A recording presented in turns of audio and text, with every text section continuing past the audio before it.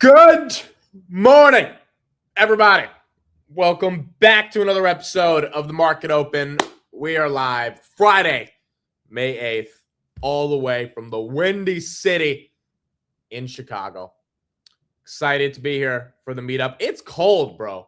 It is actually cold. I saw New Jersey getting cold because I was just there, and it was warm for like a week and then got cold for a week. But Chicago, a bunch of people told me it would be hot. It is not hot. It is kind of cold right here. So we'll see over the coming days if this way. Yeah, it's 52. It's 52 degrees Fahrenheit. It's I don't know. I thought it would be like 70, but a little bit cold in Chicago. Should be fun though. I feel like Chicago, you should experience it cold, right? Versus experiencing it warm. They call it a windy city for a reason. But excited to be here. We got a lot to talk about. A lot of stuff happened in the morning. In terms of earnings, a lot of stuff happened yesterday after hours. We had like 35 companies report earnings, so we will be covering the good and the bad that we got from those companies. Bunch of different headlines on Iran and the United States and this war that inevitably, hopefully, comes to an end. I'm glad you at least brought the Knicks hat. 2-0, baby. We're going for the ring. We are going for the ring. It'll be a little bit warm tomorrow. Okay, hopefully. I'll be exploring it today, so we're not going to have a market close today. We're going to do the market open, and then I'm going to be spending some time traveling around the city, and I'm basically in the downtown area, so it'll be fun to kind of see what's around here. But hopefully it's not a crazy day in regards to the broader markets to the downside. Yesterday, we had a bear market for like 4 hours. Like literally, it was like 4 hours of red, and now we're back green. All-time highs on the S&P. In the pre-market. I mean, this is one of those markets, man. It is just incredible. The bears think they have a second to breathe, and it gets taken away from them. You cannot get uber bearish here. It doesn't mean we can't get pullbacks. Doesn't mean there can't be some contractions, but the broad trend continues to be up for all of the reasons we have covered it in regards to this AI revolution CapEx cycle over the past, at this point, 2 years now. And as a result, you're seeing that manifest itself across a variety of sectors. Rocket Lab, great earnings. We will talk about it. It's up 9%. IREN, good earnings, but controversial deal. We will talk about that. A lot of people split on if IREN should actually be getting this 12% move right now. Does it bust through 70 or does it go back down below 60? It's going to be very interesting to see how the market opens that up, and we'll see what happens. Nebius, that's up 0.5%. You got Bitcoin at 80,000. Fun fact, on one of the exchanges last night, Bitcoin dropped to 2 cents. That is not a joke. Bitcoin dropped. It was a wick for a millisecond to 2 cents. On one of the exchanges. Coinbase also had some outages yesterday. People couldn't trade for about 5 hours on Coinbase yesterday. I think that's part of the reason why it kind of messed up the internal dynamics of the entire crypto ecosphere that Bitcoin is in. And actually had that wick to 2 cents, which is just, I mean, imagine having a limit order at 2 cents. It's crazy. But Bitcoin right there, 80,149. You got a firm up a little bit. We'll talk about all the other companies that had earnings. NVIDIA getting a nice little move, 213.73. Applied Optoelectronics, Photonics play. This was actually down at 130 yesterday. Now it's up at 170. And I think it's because of some of the comments Jensen made with the Corning CEO, which is also in that Photonics place that we'll talk about. 186.33. That's up 2%. And then you got Fastly getting a little bit of recovery, up 1%. InnoData up 51%. They absolutely demolished earnings. This is also another small cap. So we'll talk about that, and we'll get deeper into those earnings. Is Micron up? Micron is indeed up. 668, up 3%. Again, your dip yesterday was 640, I guess. I mean, there's a lot of reasons why these names continue to just propel forward. We'll talk about those today.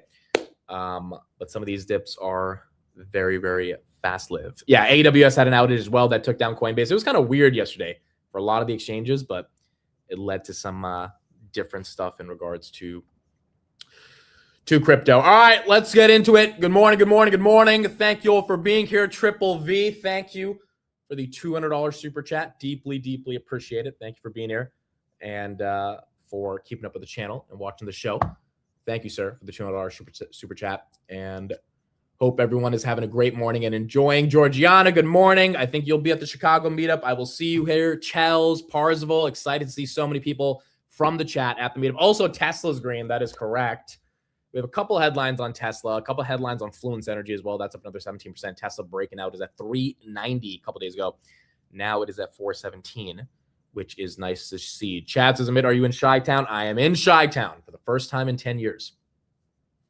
Really, you would think I come to Chicago more often, but I haven't. And it's like the home for option trader, like the first option trading pits, the CBOE. It's in Chicago. So I want to see if I can actually go around to that area and see what it's like. Like Wall Street's super important when it comes to finance in New York, but Chicago for options and derivatives, it's like the home of where options even got their start. So it would be super exciting to see what that looks like. All right, so let's get into it. A lot of stuff to talk about. First, let's start off with some of the stuff in the macro. So yesterday, the other reason we had the after-hour sell-off, which again lasted for like a couple hours, was because the United States reinstated Project Freedom. Project Freedom is getting neutral ships through the Strait of Hormuz. The Iranians obviously don't like Project Freedom because that delegitimizes their authority to be able to control the Strait of Hormuz.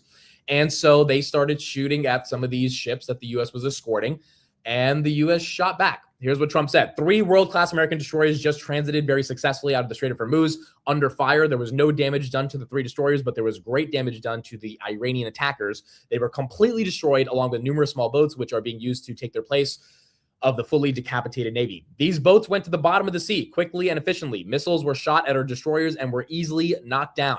They dropped ever so beautifully down to the ocean, very much like a butterfly dropping to its grave. Donnie T got into his poet bag yesterday. A normal country would have allowed these destroyers to pass, but Iran is not a normal country. They are led by lunatics, and if they have the chance to use a nuclear weapon, they would do it without question, but they'll never have that opportunity because we will knock them out.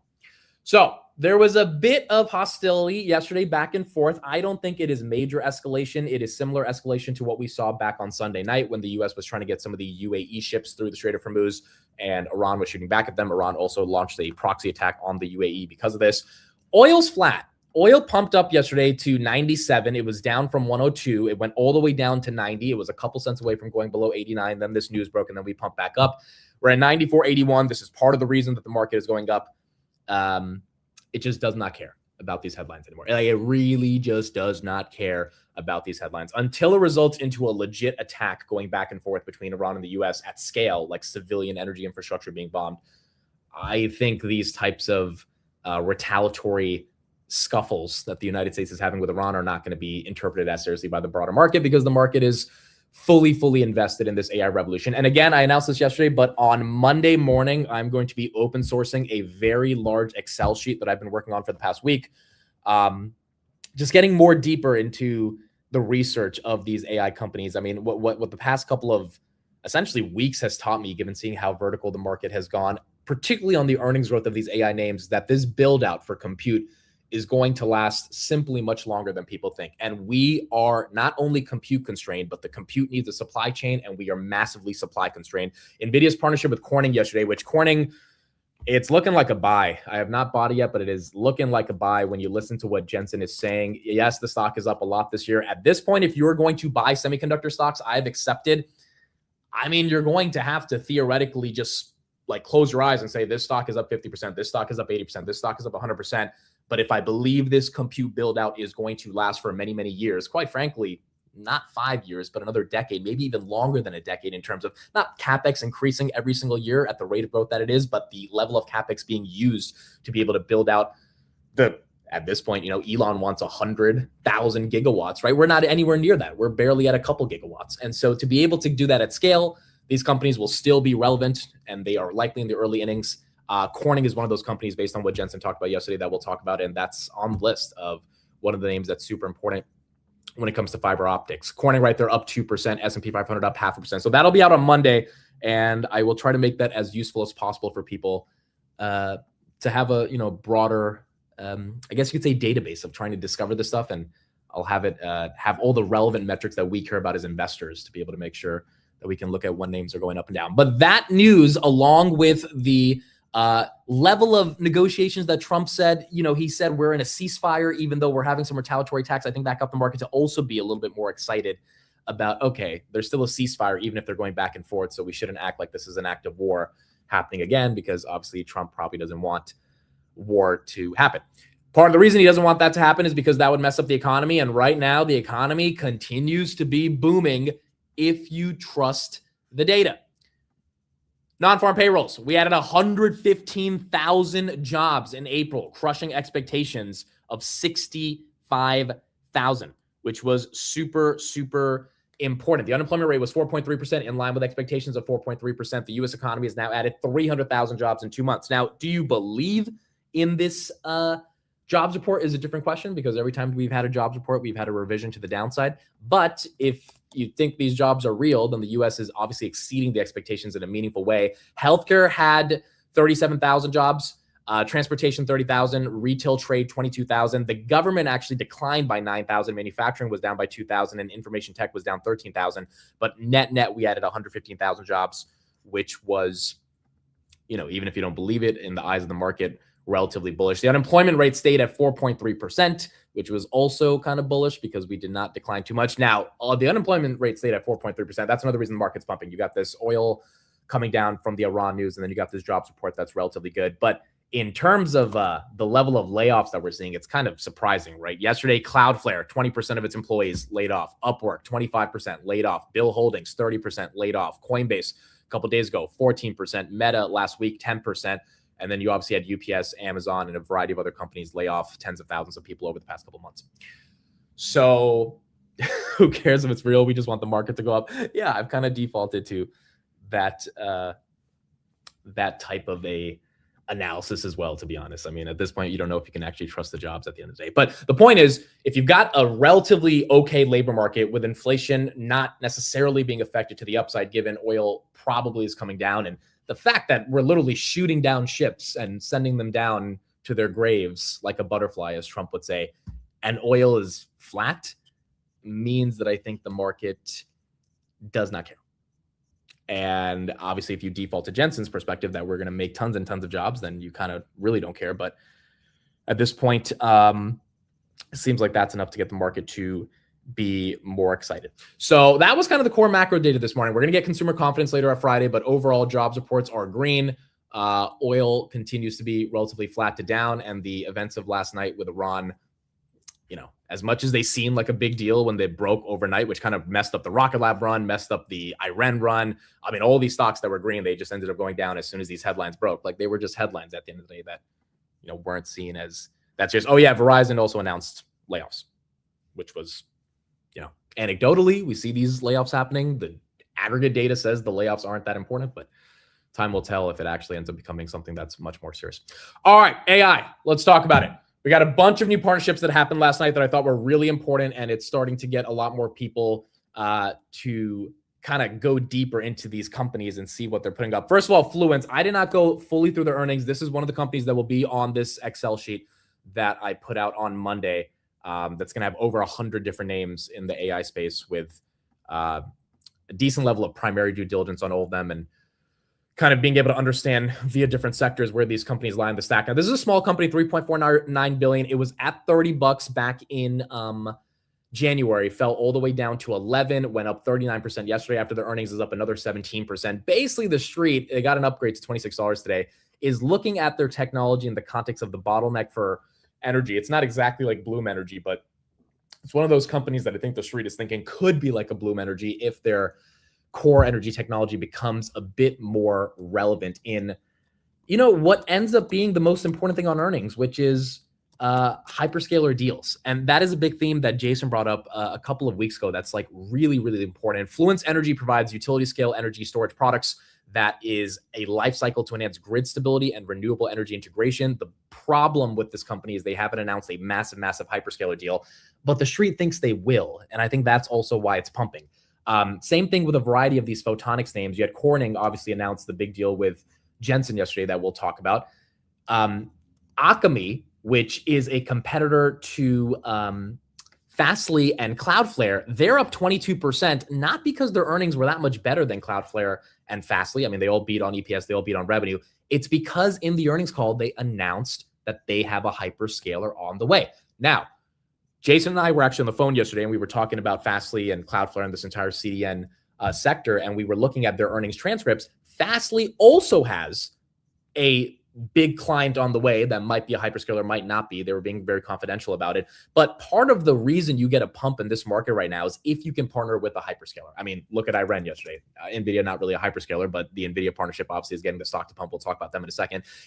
I think reading through the transcripts of all these earnings, which I'm going to start putting a lot more priority on, especially on these smaller AI names where there's a lot more alpha. If they announce that they're going to be working with a hyperscaler, I mean, Air Test Systems, they haven't announced which hyperscaler they're working with, but a couple of months ago, they announced that they had 2 different hyperscaler orders. And that's what really got the stock from 30 to 90 over, and it already had pumped from 15 to 30, right? The idea that Chamath was talking about it on the Olin podcast last week, which I really am starting to believe in, at least for the current state of how the market is interpreting these stocks, the hyperscaler CapEx derivative companies that are achieving or receiving the CapEx as a result of achieving milestones in their supply chain commitments are the ones that are getting the bid, whereas the hyperscalers are not really getting the bid. And obviously Microsoft and Meta will eventually get the bid, right? They're not going to be down forever, although once again, they're down today given the AI stocks are up.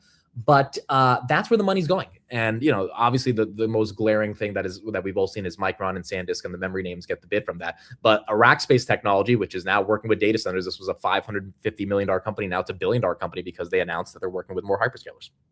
So that's what the street's excited about. That's what the market cares about.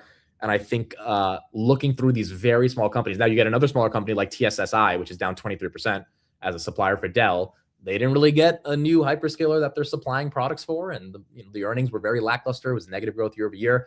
You're going to get those types of names that fall dramatically because they just don't announce something special. And I think that's also what happened with Fastly yesterday when it took its big hit. So the more these deals increase, the more the market is looking for companies that are beneficiaries of those deals. And the reason I think the market is willing to give such a premium in terms of these massive 20, 30% moves that you're seeing on these smaller names is because I think the market is starting to get convinced that agentic compute, inference training, FSD, robotics, all the different buzzwords we want to put together that will ultimately result in more compute is not going to slow down. So these companies that historically have been cyclical or certain parts of the supply chain, if their supply chain orders are just going to last for longer and longer and longer, which is why they will get more orders from these larger customers, that's why their stocks can get a bid, which is taking the liquidity away from Mercado Libre, which is a steady compounder that is not partnering with hyperscalers. That one's down 7%. But nonetheless, those other names can get a bid. Now, if you're overheated like a Cloudflare, you're down 15% because you were priced to perfection. They had a phenomenal earnings. Cloudflare had nothing wrong in their earnings, but they were up a lot. They were one of the only software names that actually didn't get hit over the past month. And as a result of that, I think the market kind of got basically a bit more upset that the earnings beat wasn't so massive that they could justify continuing giving them the premium, and that's why that stock took a hit. But we saw that with Celestica and Rambus and all these other names that were up 90% going into them. Even Ampress or AMPX, that's a big retail name. Ampress Technologies, that was down yesterday, but they were up 90% going into the print, right?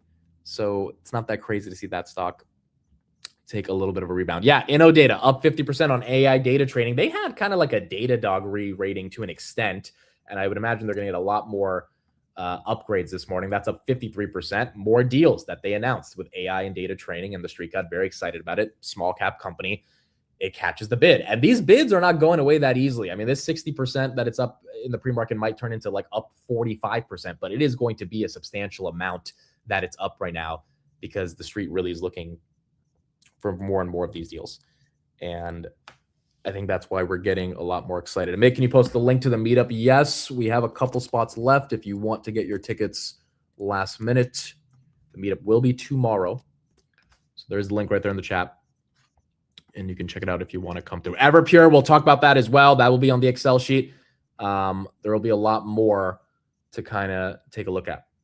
Does this only make sense because prices are climbing? What would you say when prices start retracing and start correcting? Let me say this. I think prices will start retracing and correcting. I don't think it's sustainable for how the semiconductor names have gone as vertical. And that's why it's not easy to buy a Micron here, right? Even though I honestly think Micron's probably going to be much higher than what it is today, it's not easy to buy that chart. And I think if you're buying into a chart that's up 700% over the past year, you're begging for pain if that ends up correcting, because what are you going to do? You're going to blame the market for correcting a stock that was up 7x year over year. But my point is there's a lot of other smaller companies in this space that are not up 700% over the past year. They might be up 80% or 100%, which still is aggressive. But that's when you look at the valuation compared to their timeline and trajectories and their ability to get more bids.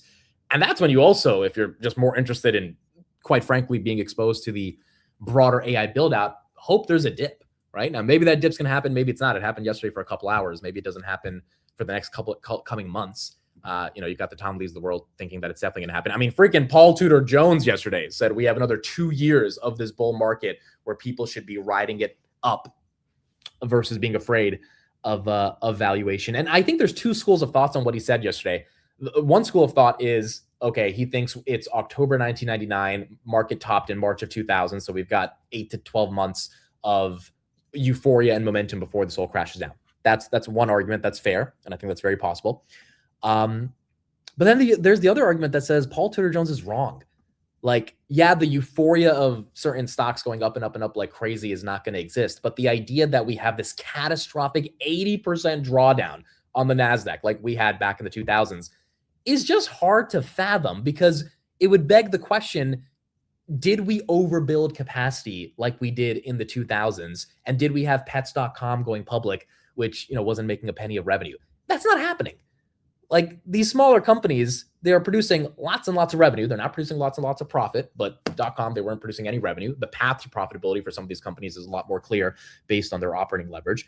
And then two, every single GPU that the world can get its hands on is being used, which is a bit different than the dark fiber build out. Tesla right there, 415.89. And so I think dips should be welcomed here. And the question is, how selective do you want to be on those dips? But are we definitely going to get those dips? I don't know. I would expect it, though. It's hard to imagine this stuff just keeps going vertical. It's just, will the market give that opportunity to be able to make that happen? 411 right there on Tesla as that one continues to go green. And we're still seeing a little bit more momentum right here. Is Micron still trading at a 12 forward PE? Yes. Again, Micron is cheap. It's just, for me, it's really tough to buy that chart. I also think the obvious alpha in Micron's gone. Like, it's okay to admit that. Like, if you're buying it at 730 billion, you've got to be hoping it's going to $1 trillion, which is still a great return from here. But it's not like finding some of these names that are much smaller that have a lot more alpha, simply because the thesis is, if memory wasn't talked about for the past year. Now memory is the only thing that gets talked about. So obviously the alpha is a bit lacking in terms of the ability for it to resonate with more investors. Iran, there was some alpha in Iran last night, 15.7%, 65.80. So let's talk about the controversy of this deal. Then we'll talk about Rocket Lab, because they both had, I think, some pretty good earnings. So first of all, I'm just happy for all the Iran shareholders. I bought this stock at 43 a couple of weeks ago, primarily off the thesis that A, I thought they would probably get a deal eventually. They kind of got there yesterday. We'll talk about the controversies around about that. But B, I think it got way too much hate. And the reason I think it got way too much hate is because outside of this beef between Nebius and Iran shareholders, which again, I think is silly, we are compute constrained. And that means every single one of these companies, which I don't even like the business model of the neoclouds. I think it's kind of silly that these Bitcoin miners or these random companies just pivoted into data center capacity storage providers, and now they're deploying all these GPUs. Like, that to me, it rubs me the wrong way. It seemed kind of weird. But then when you go deeper into the thesis, you're like, okay, all these companies are providing something that the hyperscalers can't even do themselves, which is deploy more compute. Now, the quality of some of these companies are obviously better. I think Nebius has turned themselves into a very holistic company, which is exciting. Their acquisition of ClickHouse, everything they're doing on the software side to continue making sure token generation is more optimized. The quality of some of these names are different. CoreWeave has massive NVIDIA backing. They now have a $100 billion backlog that they disclose in their earnings, their highest revenue ever at $2.1 billion. Stock down 7%. I don't know what they said on the earnings call. I still haven't seen a quote that would get the stock to sell off. Maybe it just pumped up to 137, way too high yesterday. And kind of like Cloudflare was priced for perfection. But Iran was lacking execution. And yesterday, I think Iran continued to show the thesis on execution is more broadly intact, even though it is going to be up to them to continue to execute. So what was the big deal? They signed a $3.4 billion partnership with NVIDIA. So they're getting $3.4 billion on 60 megawatts AI cloud contract with NVIDIA. Super cool. It's not a Microsoft 30 billion or Meta 25 billion, but it is a nice partnership to have with the king of the AI revolution, which is NVIDIA. However, this is the part that's creating some controversy. NVIDIA is getting the right, almost like a call option, to be able to buy 30 million shares exercised at $70 a share in the future, contingent on execution from Iran. There's a bull side and there's a bear side to this. The bull side is quite obvious. NVIDIA is saying, we believe this stock theoretically is worth more than $70 a share, because if we're willing to buy it at $70 a share, we're not buying it right now, but if we're willing to have the right to buy it at $70 a share, then, that's a a fair price that we would be willing to pay for IREN because of whatever due diligence that we've done on the company. And, $70 is a lot higher than what most shareholders bought it at. So contingent on execution, IREN will obviously have to buy a lot more GPUs from NVIDIA, which is getting back into that circular financing thing that NVIDIA is pledging to invest in them if they continue to keep buying more GPUs, which, I get the sort of bear case around that. But NVIDIA will then say, hey, we think at $70, this is a good price. That's the bull case. The bear case is NVIDIA is not directly investing into IREN the way that they did into Nebius and CoreWeave.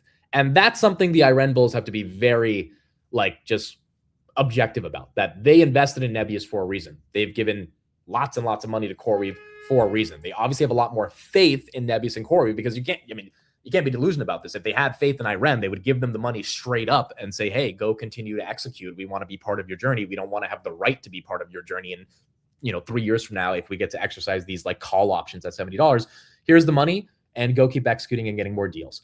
So I think NVIDIA theoretically never would have to buy this $2.1 billion of IREN at $70. Now, I hope they will, contingent on IREN continuing to execute in a meaningful way, but they're not obligated to. Right? They don't have to. Yeah, it's almost like insurance. It's almost like insurance from that perspective. You guys heard the honking? Yeah, that's definitely Steve.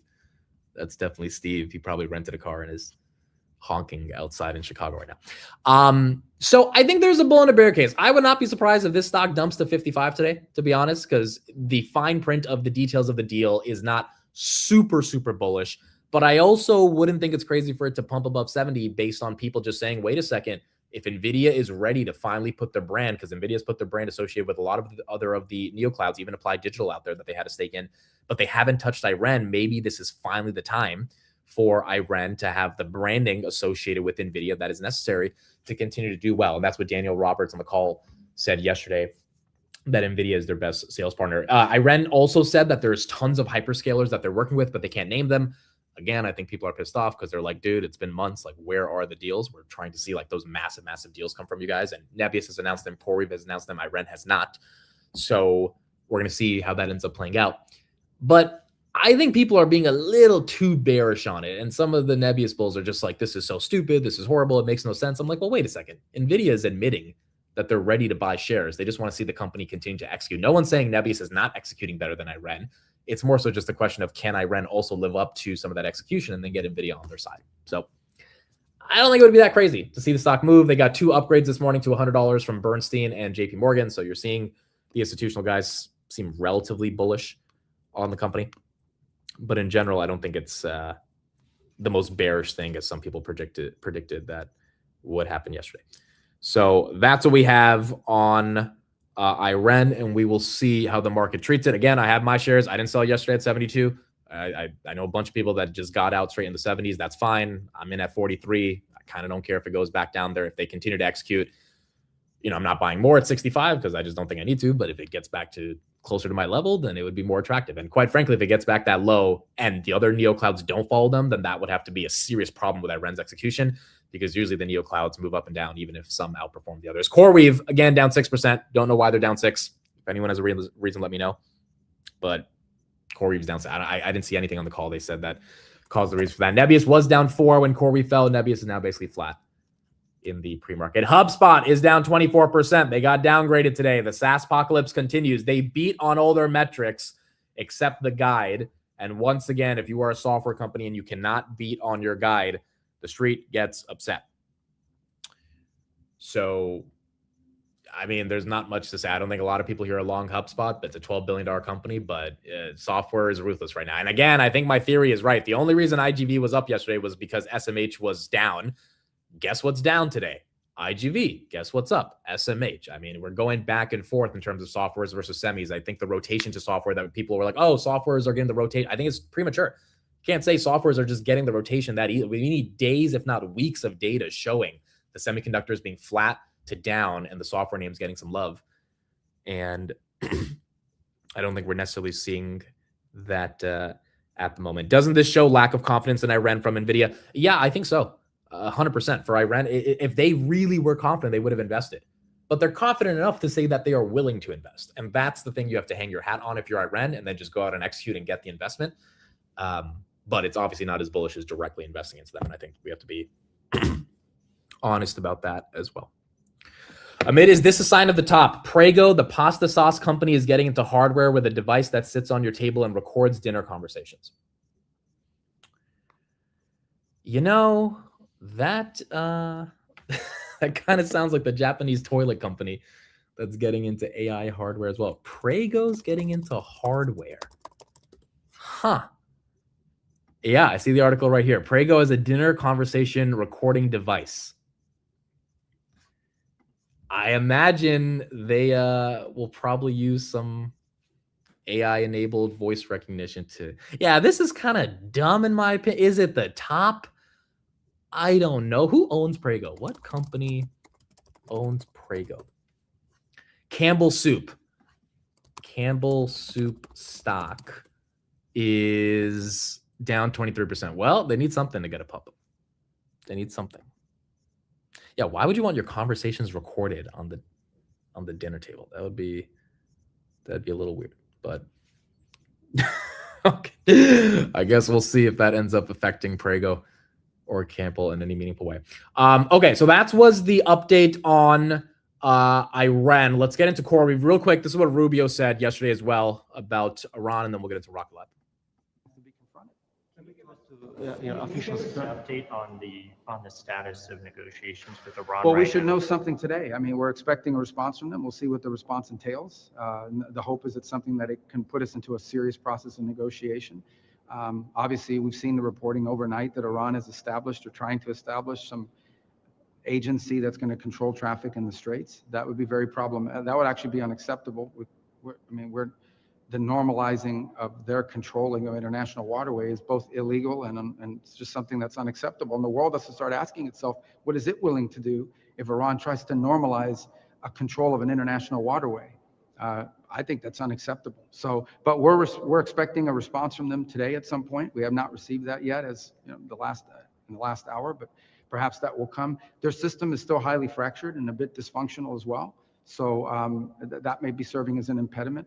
I hope it's a serious offer. I really do. It has to be. So that was Rubio's justification for the attacks the United States had on Iran last night, or the retaliatory strikes. Again, they're still saying they're negotiating, and they handed in their one-page memorandum of understanding to Iran. Iran said they're probably going to give them an answer today, as Rubio just said. Probably by the end of the day, they're going to get an answer. But you know, as of now, we don't have an answer, and hopefully, when we do get that answer, there's going to be a lot better chance for the market to be more excited about the potential of a deal. Hassett is live right now. Real quick, let's just go to him and see what he's saying, and then we'll get into some of the other earnings that we had.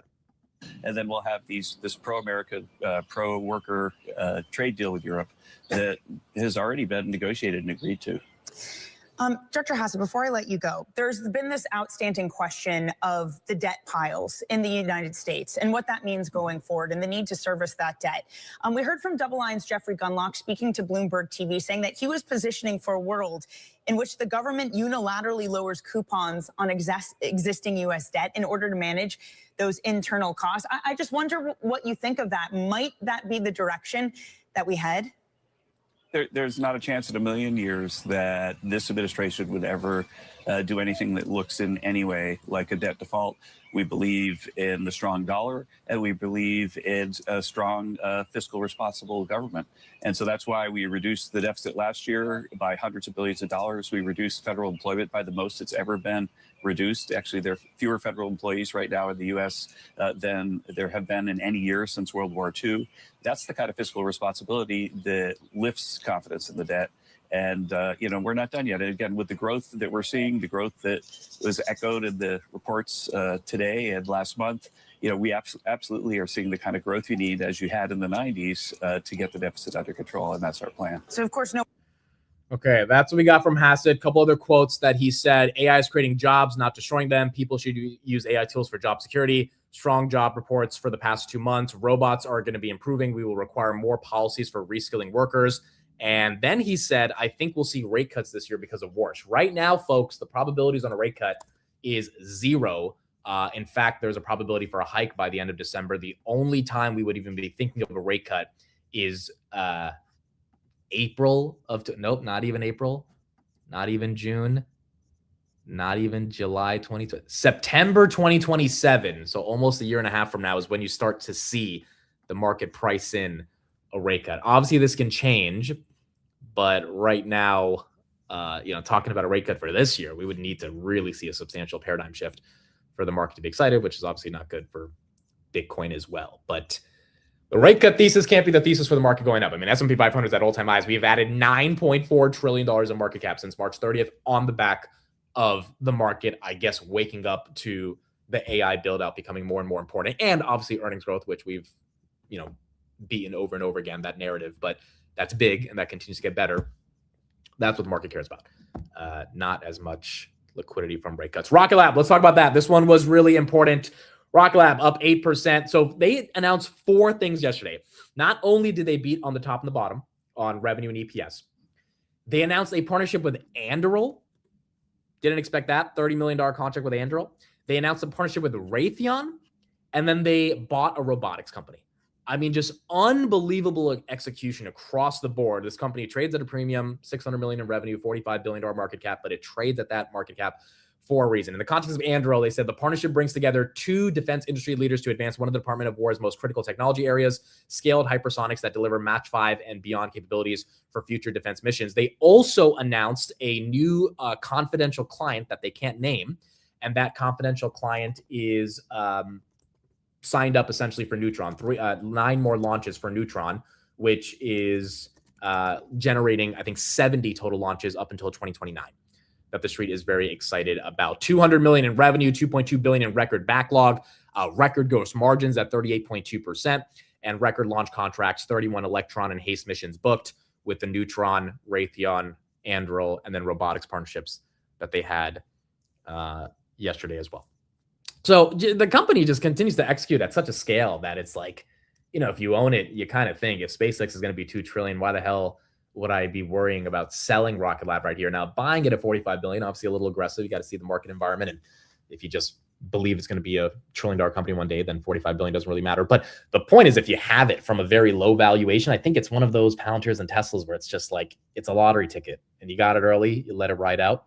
And the company's execution just continues to be spot on to get the market to be more excited. Tesla, I do not know why it's pumping in the pre. It started pumping late last night in the after hours, and we got a bit of a move right here. There's no major headline. Again, the SpaceX Anthropic partnership was cool. I don't know if the streets may be bleeding that over into Tesla. Figure, Brett Adcock says we have a major announcement coming today. I'll be refreshing this page. Hopefully during the market open, we will see what that announcement is, but maybe that also gets the street to be excited about Optimus if there's something really big that he's going to be able to announce as well. As 1% a pump, 1% is not a pump, but given Tesla was at 385 on Monday, 416, you're at least seeing a little bit of a rebound right here. So that's what we had on Rocket Lab. And that was kind of your main earnings with Iren yesterday. Let's put up a couple of the other companies that we have and just take a look at them. Upwork down 26. Again, a lot of people think this company will be commoditized by AI. SMR, that's down 2%. Affirm, basically flat. Red Cat, that's up. It was down last night. Corsair Gaming, that's up. Serve Robotics, that's flat. Rocket Companies for mortgages, that's up 3.89%. Monster, up 12%. This is the best performing stock of all time. People continue to drink energy drinks. Lyft, down 1.4%. Texas Roadhouse, they crushed it. Shake Shack, they did not crush it. Texas Roadhouse, every time I go there, it's like a 50-minute wait. It's one of the most popular, I guess you could call it a steakhouse. It's not really a steakhouse, but it's one of the more popular restaurant chains in the United States. That's up 8.5%. Open Door continues to lose money. That's flat. MP Materials up 7%. Rocket Lab up 7%. SoundHound down 9%. Just, I don't know. The earnings weren't the most exciting. They missed on revenue, beat on EPS, but Street didn't care. Cloudflare down 15%. Trade Desk, this stock every time on earnings just dumps. That's down 12%. Airbnb flat. CoreWeave down 6%. And then Iren up 13% on the day, as you're seeing more and more green across a variety of those names. So, is the Tom Lee thesis right that the SPY is going to put in a top at 7,300 and then begin to be contracted? I think a lot of people started thinking yesterday that could happen, but realistically, we weren't red yesterday. We were red on semis and the money started going to other sectors. For him to be right, everything would have to go down, and I just don't know if people think that everything easily will be able to go down. Speaking of the AI trade in the context of what we were previously discussing, which was the supply chain bottlenecks, this was another big headline yesterday for SK Hynix. Reuters reported that SK Hynix, the biggest memory company the second biggest memory company in South Korea, has received unprecedented offers from global tech firms trying to secure memory chip supply. The offers include investing in dedicated memory production lines and financing ASML EUV machine purchases. There isn't even a small portion that can be designated for a special customer. This is probably why memory is going higher. I mean, you've got the global tech firms reaching out to SK Hynix saying, look, we know it takes years to get memory to get those memory fabs online. And, it's not easy, but we are so supply constrained to be able to get memory onto these chips that we are willing to give you as much money as you need to begin that production. And that's why SK Hynix is a $700 billion company and just got raised with its estimates yesterday to be a $1.5 trillion company from one of the biggest investment banks in South Korea. So you're just seeing a lot more people be excited about what's going on in regards to AI. And we're seeing this here as well. Tech investment boosted GDP by a record 1.34% in Q1. We talked about this yesterday in regards to the level of GDP that was basically AI and CapEx. Another chart right here proving that, yeah, all of this GDP growth is AI and CapEx, which is, once again, if you're a bull and you're not bullish on AI or this build out, all these charts and data and the graphs just start to conclude one thing. You can't be a bull. You have to be bearish in this market. You have to be net neutral about the nature of the AI build out, because every piece of momentum that we've seen in regards to any stock that is really making a move in some way or another is impacted by AI, even if it's just their operating margins getting better because of these models, and these models require more CapEx. So that's what's leading the market to care. Having said that, the consumer is not doing that well. Bank of America on the consumer, we see a large risk that surging gas prices might finally be taking their toll, especially as the tax refund tailwind fades for the consumer. The other piece of news that we talked about yesterday that also highlights that the consumer is pretty weak right now, March credit that was taken out by consumers in the United States, 24.7 billion. Sorry, I should say that was for April. In March, it was 12 billion. So we increased the amount of credit that American consumers take out to pay for the things they need to pay for by over 100% in 1 month. What does that mean? That means that obviously people are struggling and they need to use more credit. And then you're looking at the Bank of America data saying that consumer spending is starting to go down. We'll get consumer confidence today at 10 a.m. Now, does the market care about that? I mean, I don't think so, because consumer confidence and consumer spending is not going to stop the tech companies from spending on CapEx. So it's like, yeah, I don't think the market's going to care about that right now. Will it eventually match up or catch up to the market? Probably. It's just in the short term, you're not seeing it to be that aggressive. Is that bullish or bearish for SoFi? Theoretically, that could be bullish because that means more loans.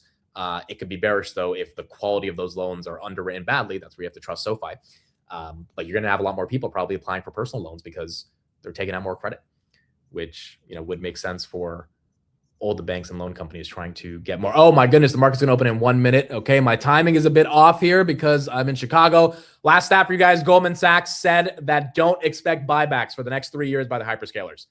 Basically, they said everything's going into CapEx. Google literally had their first quarter in 5 years of no buybacks. So the Amazon's, never done buybacks, but it looks like the hyperscalers, as per Goldman, are officially not stopping it, but they're really not going to care about shareholder returns with buybacks because they don't need to, because they are more concerned with growth. Okay, so I don't have my bell, and I forgot my little bell. So we are going back to the YouTube short that I recorded a year ago when StreamYard was having audio issues. We will still have a bell. We have to have a bell, because we have to open the stock market. It's just going to be through this YouTube short. All right, 9:30 a.m. The stock market is now open.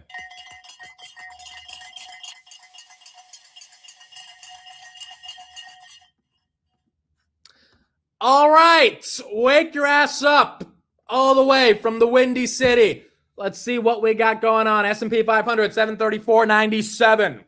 734.97. We open up 0.5%. Stop laughing in the chat, okay? Stop laughing. We need to do a bell every day. We have to do the bell, all right? That's the best we got today. Tesla, 418, 2%. That's great. Wow, Rocket Lab, 11%. Tesla 418, that's green. Nebius goes green. Iren 13%, that goes green. CoreWeave, not green, but it's not as bad as it was overnight. It was down about 7%. Micron, there's your pumpy pump. And guess what's down? Meta and software. Semis back up 1.78%. Wow, Micron, are we going for 700 today? Micron 687, that is green. Fluence 30%, that is green. Apple 291, all-time high, that is green. OSS trying to get back to 16, that's up 4%. Fastly 2091, bottomed at 18 yesterday. Let's see if it can hold the 20s. 20.81, up 6.87%, that is green. We're seeing OSS, that's up. MyTech is down about 6%. Bitcoin at 79,000. You have the trade desk down 9% right now. Akami, that's up 23%. That's green. Rackspace, that's up another 7%. SanDisk, back to 1,400. Back to 1,400. Viavi, that's up 1.5. Nokia, this was down 5% yesterday, not really catching a bid today. Same thing with BlackBerry.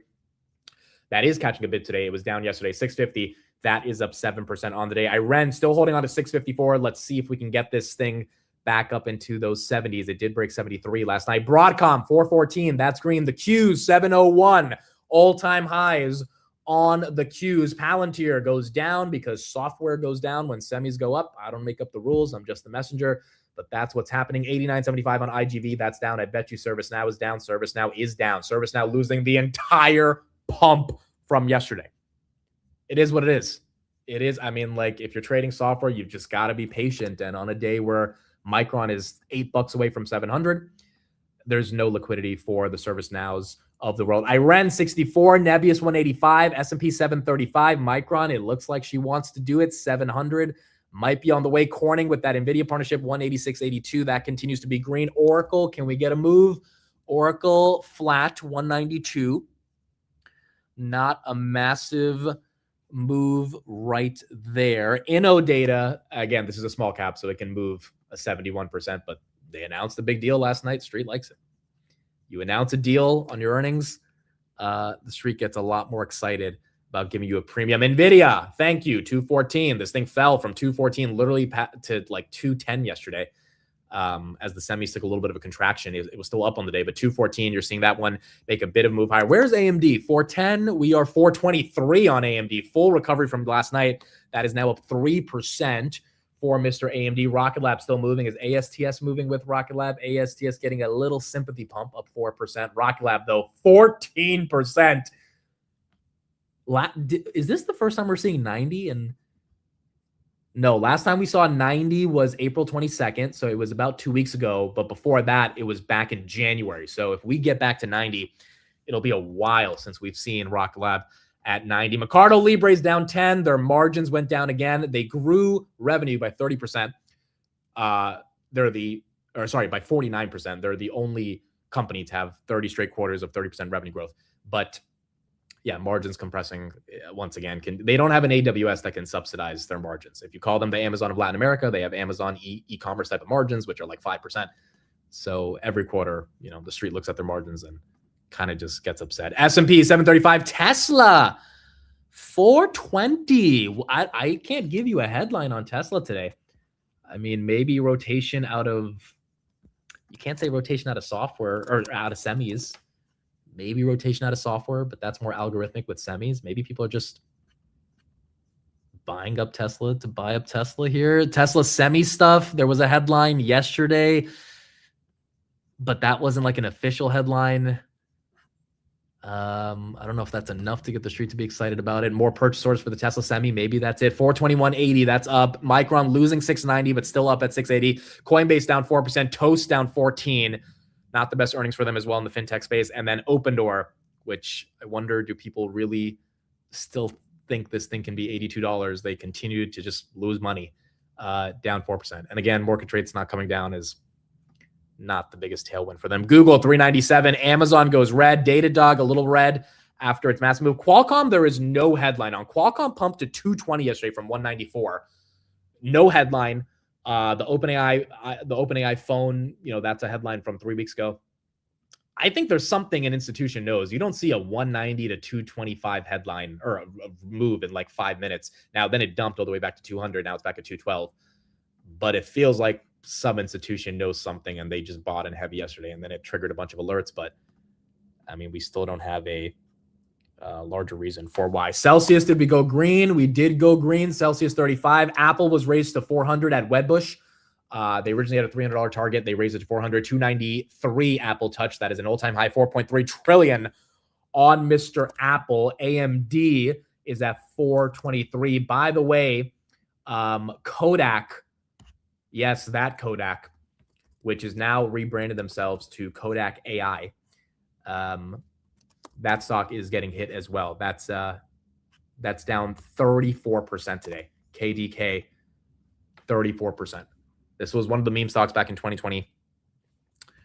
That is down. Micron, okay, $2. Let's see. As it enters 700, SanDisk, I would imagine, would be closer to 1,500, trying to get up there, up 6%. Again, these dips, whiplashes, and then boom. They just reverse. Wow, look at the lab of rockets busting through 90. If we can get a close above 90 today, I think that'd be super, super exciting. And honestly, they deserve it. The amount of things that they announced yesterday. I mean, like 5 announcements back to back. Peter Beck just had them. He had the clip loaded up and he just unloaded at 4 p.m. 5 shots back to back to back. Just became undeniable that their earnings were exceptional. NVIDIA, 215. 215. If we beat 218, that's all-time highs. But we've got to beat it. Iran, 63. That's holding on for the 10% move. Do you think Rocket Lab deserves this valuation from a fundamental basis? Probably not, given the revenue growth and the lack of profitability. But again, a fundamental case on the price to earnings or price to sales a lot of times misses transformational technology companies that just execute at a scale that is, I mean, there's not that many public companies to really invest in. There's like 4,000 listed, and there's really 50 of them that get people's attention. Maybe there's now 150 because of all these AI supply chain names that are starting to be seen as potential investments because they can actually, do well for the trajectory of all the orders that they're getting from the hyperscalers. But realistically, there's like 50 stocks that get all the attention.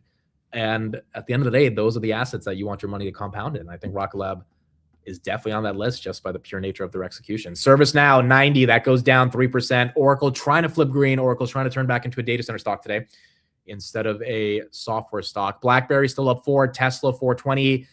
Nebius down 3, interesting. So CoreWeave and Nebius, I still don't get why the street's upset about CoreWeave's numbers. Everything was a record backlog, record margin, record revenue growth.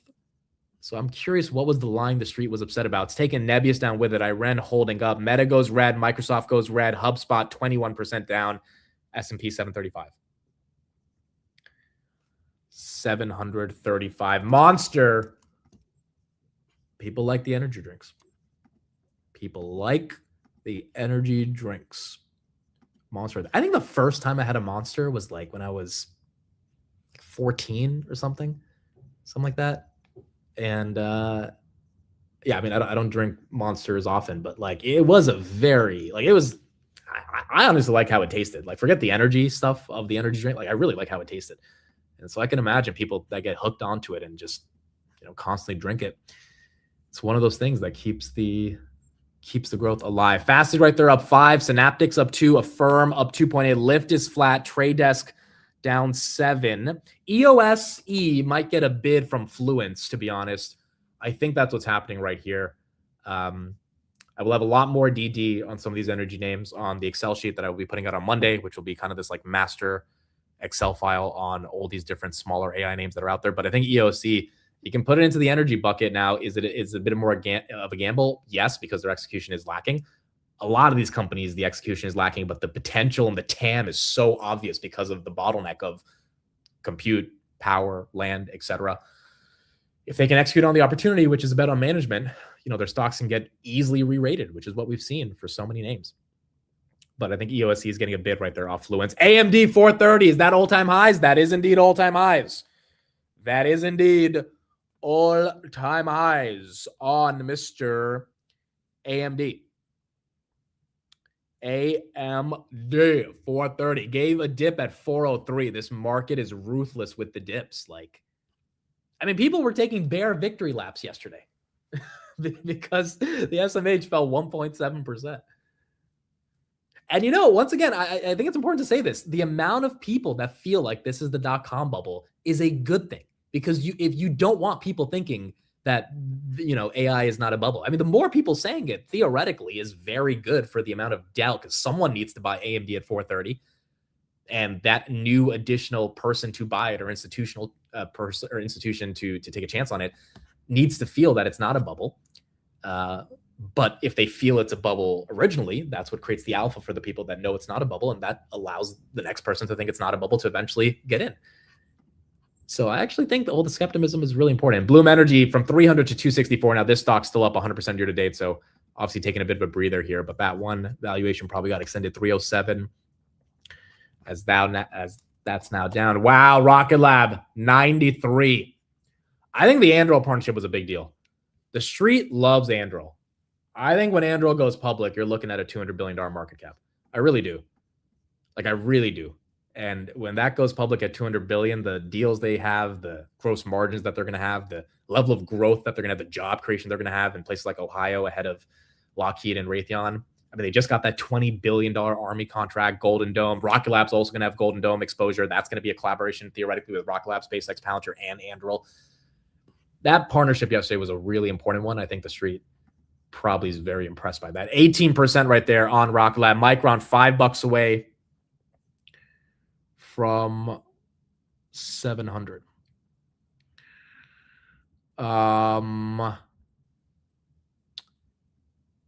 Rocket Lab short-term covered calls are insane right now, I would imagine.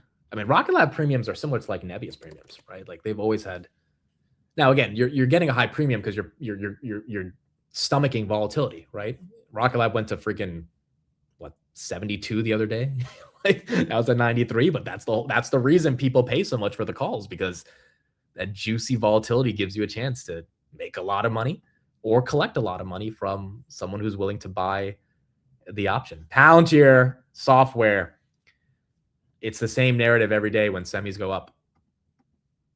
And, you know, there are some narrative violations like a Datadog that spike up 30%, but even that's down today because it feels like IGV itself is down. NVIDIA going for 216. AppLovin. Yeah. Does AppLovin deserve to be down 8%? I mean, after they were up 10% yesterday, like they were up 10% yesterday because software is in motion. They're down 8% today because software is not. It is such a weird dynamic. And it's a little concerning because it's like, you know, what does Micron need to go to 300 for software to catch a bid? Like, is that what the street cares about?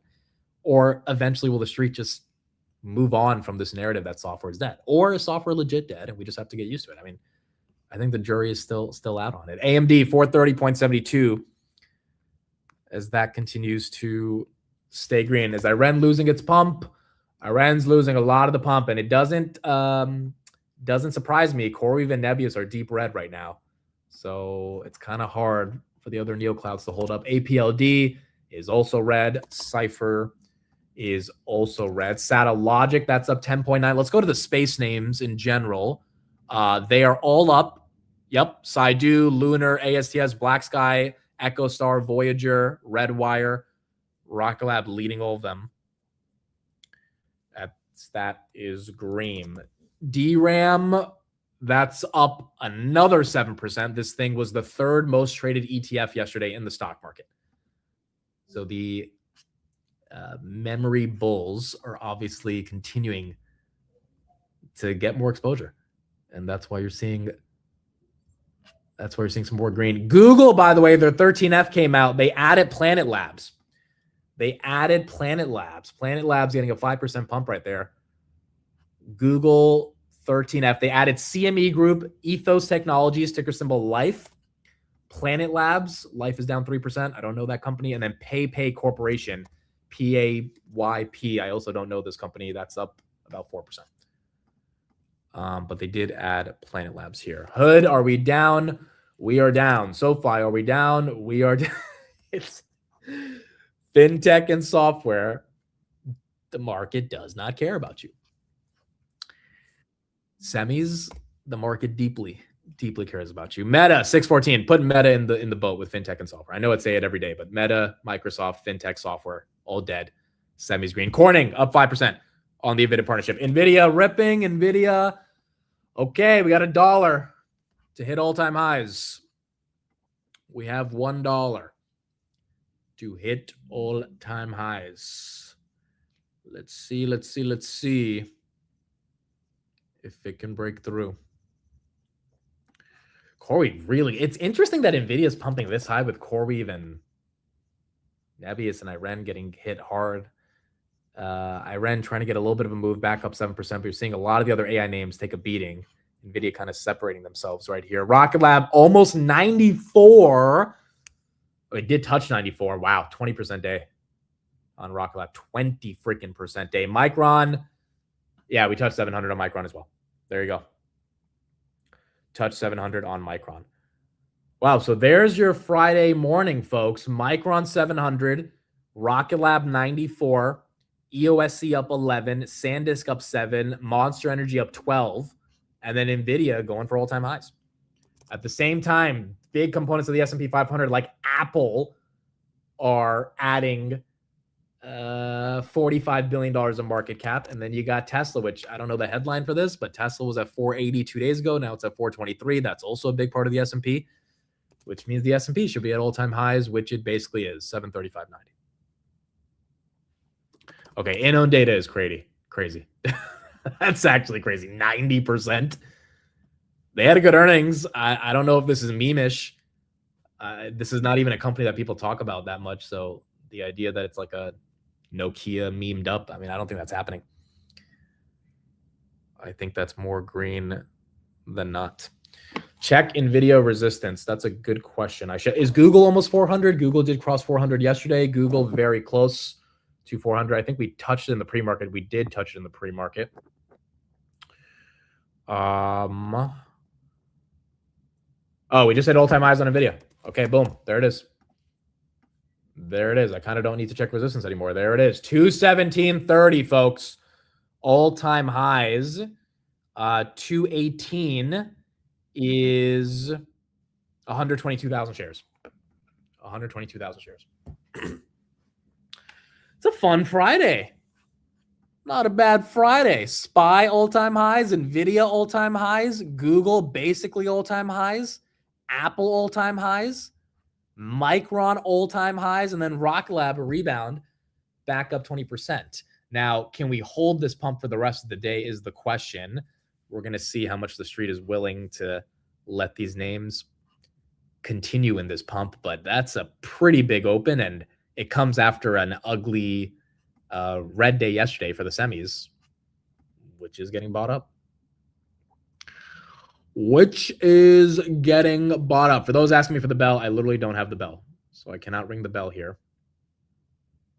I don't hate your name if I'm not ringing the bell for it. I do not have a bell to ring, but I also don't think the hotel people would be happy if I ring the bell, but I don't have my big bell. I knew I would get stopped at TSA if I had my bell. If I had my little bell, I would legit ring it, but I forgot the little bell as well. Micron 698, Rock Lab 91.77. Are you wearing a Knicks hat in Chicago? Yes. If any Bulls fan tries to say anything, I will have my arguments to make as well.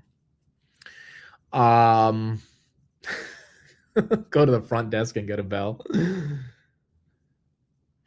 Do the bell noise. Okay, you guys are crazy.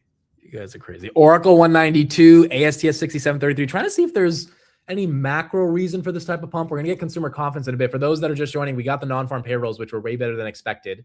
115 versus 62,000. So maybe job growth is enough to get the street to be excited. You had a lot of call flow on the Qs, and Micron hit the tape this morning. A lot of call flows on Qs and Micron, so the Nasdaq and Micron. BlackBerry's rebuying shares.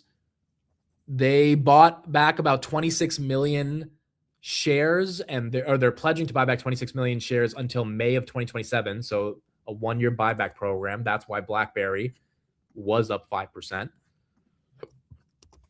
You're just getting a lot of good headlines across the entire market. AMD 432. Google 400. I think this is the first Google 400 in the actual market open, because the last 2 times it touched was pre-market. So this is the first official Google 400 as NVIDIA continues to make all-time highs at 217.80. Why is Reddit dumping so hard? Is Reddit seen as a software company? Because dude, those are, wow, 157 is unfreaking. I did not think they would let Reddit get back to this level. That's a $20 move to the downside after 70% growth. Again, my theory is the market's looking at this AI build out and they're like, Reddit's cool, but it's not ever going to be as exciting from a growth perspective, TAM perspective, and trajectory perspective as a Micron right now, as a SanDisk right now, as a Coherent or a Lumentum, as a Corning. I mean, I feel like that liquidity is being flipped, and it's kind of one thing you just have to adjust to at the moment. DraftKings, that's up 3. They had a good earnings. Open Door down 8. Open Door getting hit hard. Is that one's making a move. Zeta's getting rocked again. Yep, with all the other software names. Once again, you got to ask yourself, if you're in software, do you just capitulate and get the hell out and go into semis? Which, again, that Excel sheet that I'm putting out on Monday, I think it will be, I was working on it last night. I think it will be very, very, very comprehensive. It will have the year-to-date performances. It will have a lot of different stats. You know, if something's up 8x in a year, you can probably make a calculated choice to avoid some of those names just because they probably have some pullbacks coming. But there's other names that are not up that much. They are up a lot more than the software names, and you might have to sell a loser software name to buy a winner semi if you think this trend continues. Having said that, at what point do the software names legitimately look so cheap that it becomes undeniable that they are long? Well, maybe not right now, because ServiceNow bottomed at 80, Zeta bottomed at 14, Palantir bottomed at 122, Salesforce bottomed at 150. All these names are still up about 5 to 10% more from where they are right now, which is kind of scary, because if they have to go back to April 13th lows, then the bottom might not be in, which is also very annoying, though, because a lot of people have obviously started to buy the software names. Micron busting over 700. Busting over 700. Where will you share it? It'll be on X and it'll be on YouTube. Monday morning, it'll be shared on X and YouTube. You guys will be able to get access to it, so don't worry about that. It'll be there. But I think it's inevitable, dude. I mean, the research game has to step up to a new level if this is where the market is allocating capital. I don't think in this market environment, as NVIDIA hits a new all-time high, you can just do basic research on a company that has good fundamentals and say, I think this is a long. This market environment has proven you have to dig super, super deep into where the CapEx is going.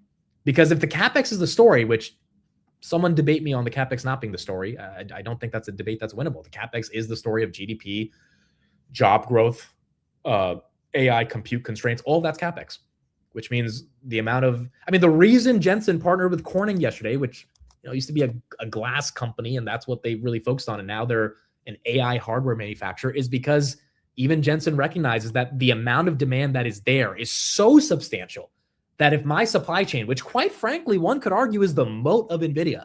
People say it's CUDA. A lot of people say it's the supply chain. It's not even CUDA.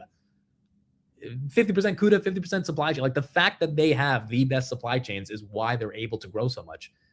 The people they work with are really important to look at, especially if they invest in those people, like a Corning and a Nebius and a Coherent and Lumentum. I mean, these are the companies that are allowing this momentum to continue to stay up. I ran right there, 60. That's green. App Lovin down 9. Even Datadog, after a massive quarter, that's down. That is down. The defense names, they all suck. I mean, no one cares about the drone stocks. We have a freaking war going on, and Kratos is down 10% this week. No one cares. Ondas. I mean, everyone was so hype about this, right? A month ago. Like, this was the talk of the town. Not to say the company's bad or anything, and although they've had some kind of weird dilution, but like it's in the wrong thematic. It's not even, I think, the company issue right here. It's no one cares about drones right now, even in a war. People care about this AI capex build out, and that's all the market seems to be allocating to. Google right there, 399, just below 400 at the moment. Intel gains on Apple chip talks for potential U.S. production. So that was the headline 2 days ago that bumped Intel up. That headline coming back, and Intel is coming back 5%. On Intel as that continues to go green. Memory will top and software will get the rotate during the market dip, calling it now. I don't think that's crazy to imagine. I don't think it's crazy to say Micron tops and a lot of that money eventually goes into software. The question would be why. And again, the awkward spot for people that are super bearish is they can't say, look at the multiple, because the multiple is not super bearish. It's not even close to being super bearish, especially if you believe in the re-rate. Not to mention, Micron CEO is going to be on freaking Brad Gerstner's podcast next week. And that's going to pump it. I mean, the day after he's on that podcast, this thing might be even higher than where it's at right now, simply based on the idea that there's going to be a lot of people watching that podcast buying into the memory is not cyclical thesis anymore. Which, quite frankly, if that thesis is obvious, then I'm on the side that thesis is more and more obvious. It is hard to buy into the chart, and I think there's better alpha that's out there. Because again, you just, the risk reward is a little bit more towards the risk based on the nature of the chart, but the reward is a bit more obvious and more probabilistic based on the thesis that we need so much memory. But it's just a larger market cap now. But the idea that stops, so that goes back to 300 is hard to imagine, at least in the short term. Rocket Lab 94.15, 20% on the day. Sandus trying to go for 1,500 as well, as that might also get you to go green. Yeah, and he doesn't even have to try hard to make the case for memory. I agree. ASTS, that one, they had the Bluebird launch a couple days ago. That didn't do much to get the street to be super excited. But that one is still down. By the way, I was looking at another chart on Micron yesterday. Their revenue in August of 2000, after the bubble had popped, $6 billion. Their revenue estimated for the end of 2028, $100 billion. So it's one of those things also where and their gross margins were 50% of the time. Their gross margins now are 80%. They have pricing power because of this supply crunch on memory. And that's kind of the sort of core reason, I think, that the stock and the entire sector continues to get bid up. Tesla right there, 426. We'll have consumer data in a couple minutes. Should Micron buy NVIDIA? No, but dude, why wouldn't NVIDIA take a stake in Micron? I mean, I'm actually kind of weird why they haven't, if memory is so important. And that's, something the bears will point to, that NVIDIA is going to come up with an innovation that doesn't require as much HBM, et cetera. That's constantly been the bear case on some of the tech innovations but then you're seeing the memory names sign these multi-year partnerships to try to confirm and lock in the revenue because they don't want to be taken advantage of.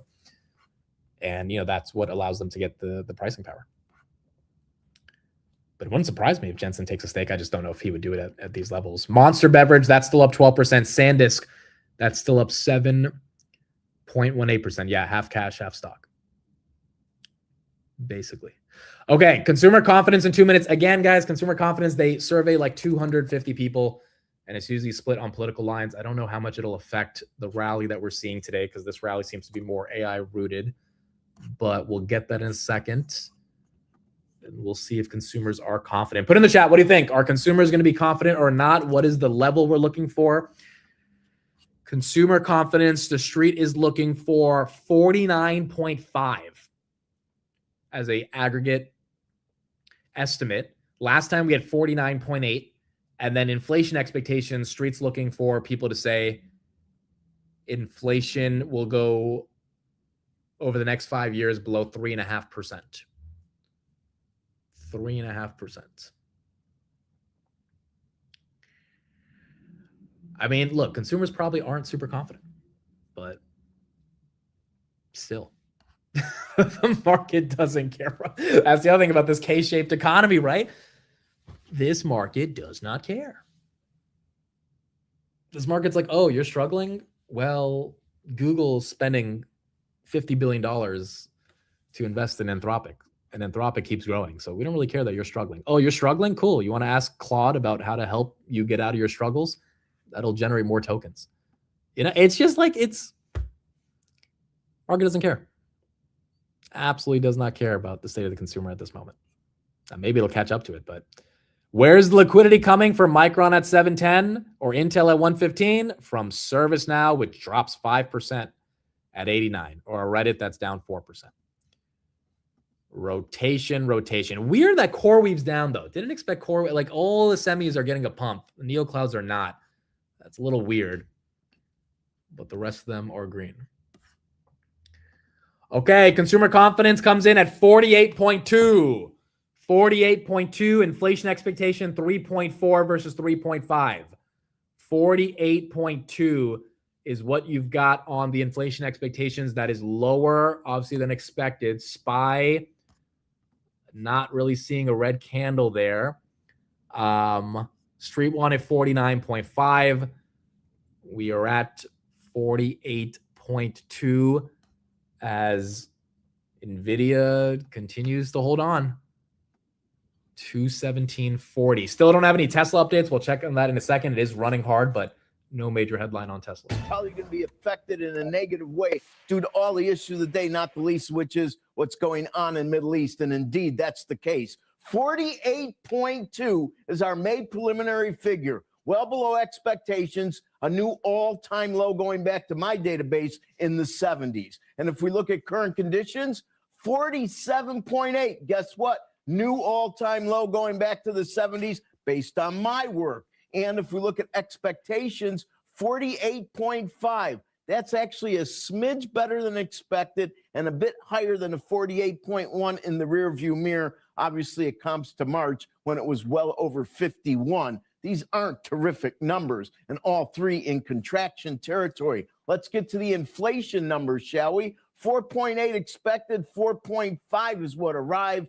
0.2 less than a 4.7 in the rearview mirror, 3.8 in March. That's where it comes to. Take the big view. Let's go to 5 to 10-year inflation, 3.4%, 1/10 lighter than both forward and backward looking. 3.4 would be the actual highest since it was 3.2 in March. We had 3.3 in Feb, 3.3 in January. So less than expected, but still pretty lofty. Now let's go look at the inventories. Our March final read on wholesale replaces the 1.4 with 1.3. These are huge, and it definitely shows you that imports and exports and inventories have been affected by what's going on, because 1.4 or 1.3 both compact to the summer of 2022 since inventories have been that big. And if we look at the sales side, 2.8, that's a full percent more than we were looking for. 2.8 would be the strongest since March of 22. Interest rates indeed are moving lower. We had better jobs and much weaker confidence.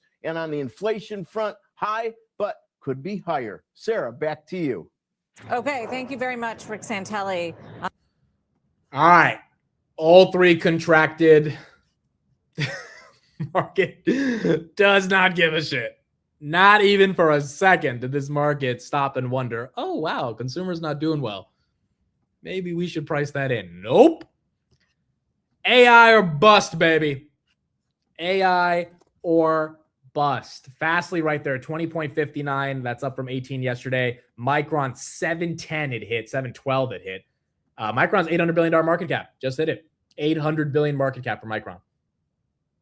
Just did it. 800 billion now for Micron. Again, is it probably going higher from here based on the memory supply crunch? Probably. The risk reward is something everyone has to ask themselves, is it worth it here? But the thesis, once again, continues to be incredibly compelling. The SK Hynix, the headline that we talked about global tech firms stepping up to fund SK Hynix just to get more memory fabs up online. We don't have enough of it.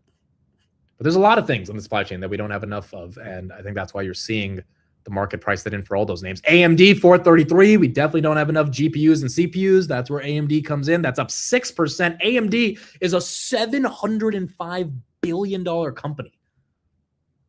Wow. Congrats, AMD. If you're old, that just passed 700 billion. That's a big milestone. 433.50. Google is 4.85 trillion. NVIDIA well above 5 trillion right now. And then Rocket Lab. Do we have a date with 100 today? Rocket Lab, 55 billion. Last time it never actually touched 100. 99.58 was the 52-week high back in January. So it's nice to see Rocket Lab's like an OG position for a lot of people over the past couple of years. It's nice to see at least that get some love. And you're seeing it get some love right here. Not even because of the space theme. I think because that earnings were just so amazing based on all the announcement. They have 23%, 97.21. as Rocket Lab continues to make a move. 23.5% on Rocket Lab. Now, Intel's market cap is almost 600 billion, as that's up another 6% today. So you got Intel and AMD moving up at the same time here. Is software officially dead? Well, look, I don't think their business models are fully dead, but again, my thesis is the market needs liquidity from somewhere. I don't think just because software is down today, you can conclude software is dead, because those same people would say software is not dead yesterday when software was up 5%, right? So if price action is guiding your sentiment, which it always does, then sure, you can claim it's dead or not. But the liquidity for these stocks, I think, is coming from software. And I don't know what that means terminally for them, but it's also coming from Meta. It's also coming from Microsoft. It's coming from any company that seems adjacent to software that's not really benefiting from the CapEx, which on Meta and Microsoft is laughable, but nonetheless, that's how they're being framed. And they're down. Wow, Texas Roadhouse, 12%. Is that an all-time high? That is not an all-time high, but it's almost close to it. So you're seeing some of the restaurants participate. Open Door down 9. Open Door down 9. Doesn't hardware build-out lead to software gains downstream? That's the irony of all this. If you don't have ServiceNow and Palantir and Salesforce pushing their AI enterprise platforms to their hundreds of thousands of customers, you have less demand for the models, because the models need more demand from people using platforms built on top of the models. And those companies are enabling that. Now, the pushback against that is the bears on software will say, well, Anthropic and OpenAI are just going to cut out the application layer, the intermediary, like a ServiceNow or a Salesforce, and they're just going to do the enterprise application on top of their own models. Like, that is the terminal bear case on software. And then the bulls on software will push back and say, you can't just take out 20 years of HR data and put it into Anthropic, yada. You know, it goes back and forth, back and forth. And I think you have to ask yourself, which side of the aisle are you on this in order to, you know, really make a decision on kind of where capital should be allocated. AMD 435, that one keeps moving, up 6.5.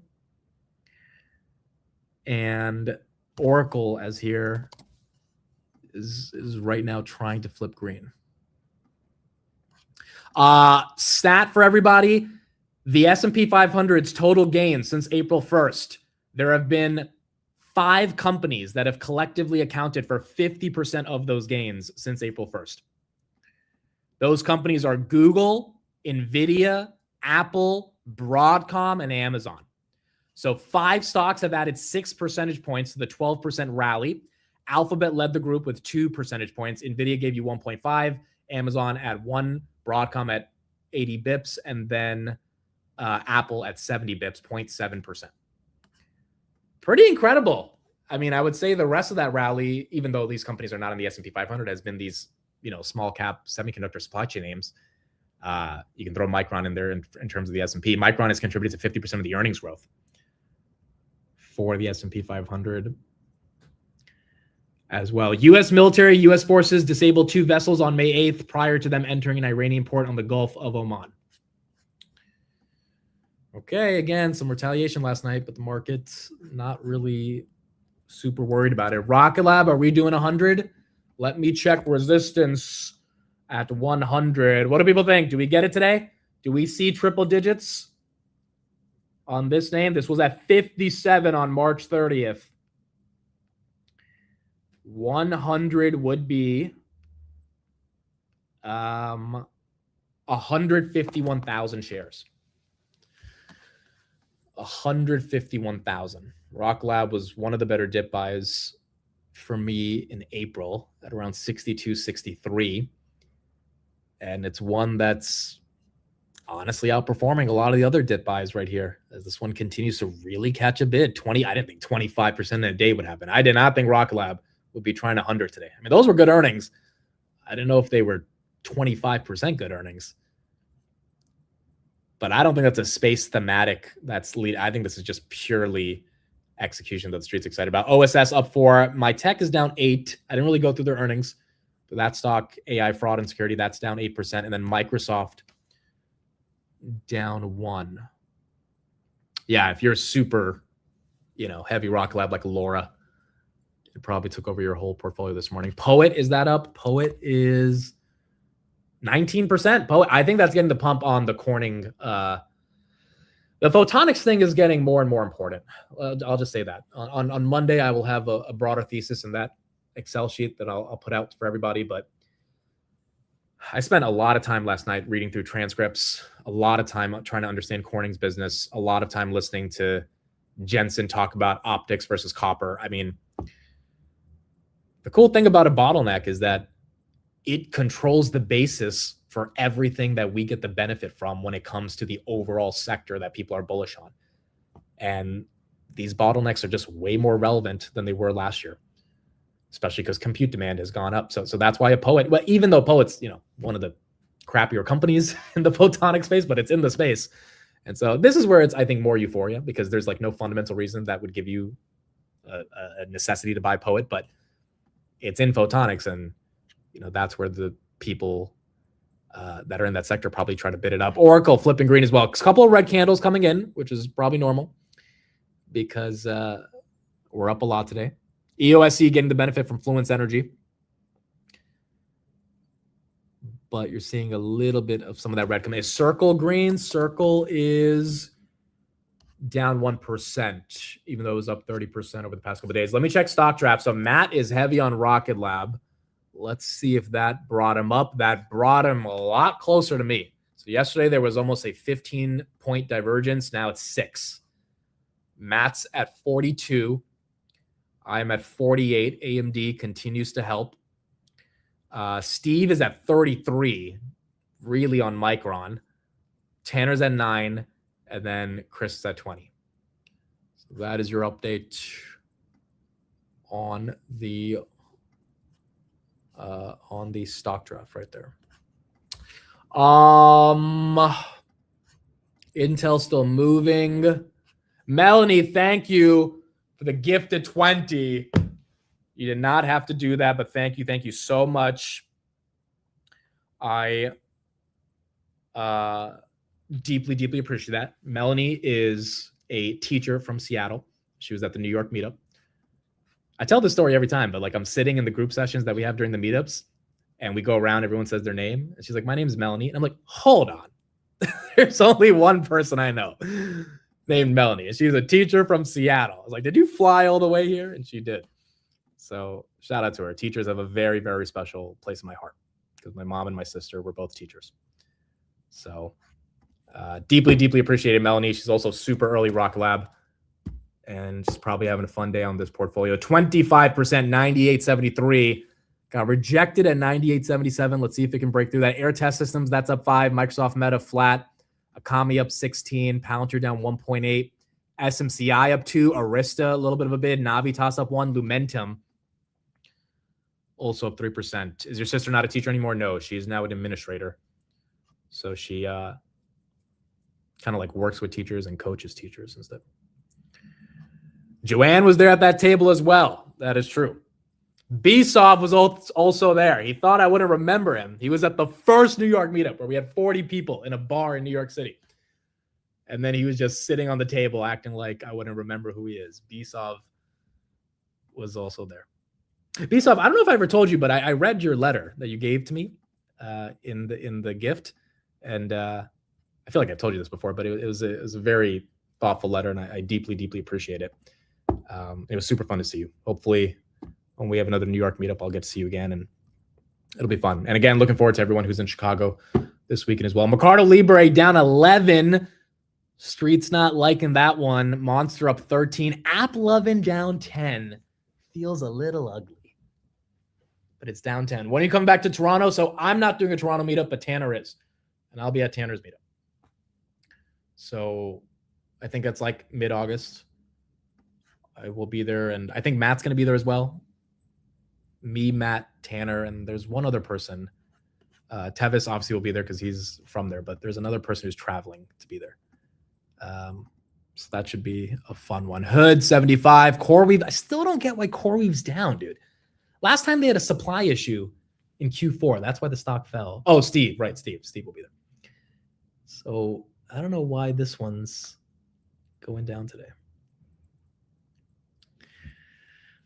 I sold AppLovin today. Money moving to AI. I can't blame you. I can't freaking blame you. Now, granted, when people capitulate, maybe that's the lows, but AppLovin's lows was 350, not 450. So it's still up a lot from those lows.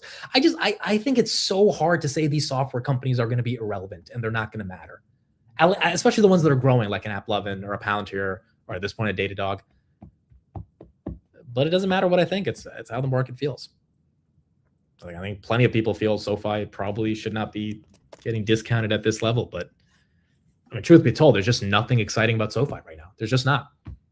Same thing about Robinhood. I mean, there's a very exciting company, but the growth Vlad put up last quarter, it wasn't good enough. And it's not really his fault. It's the market cycle. It's just not conducive to massive growth right now.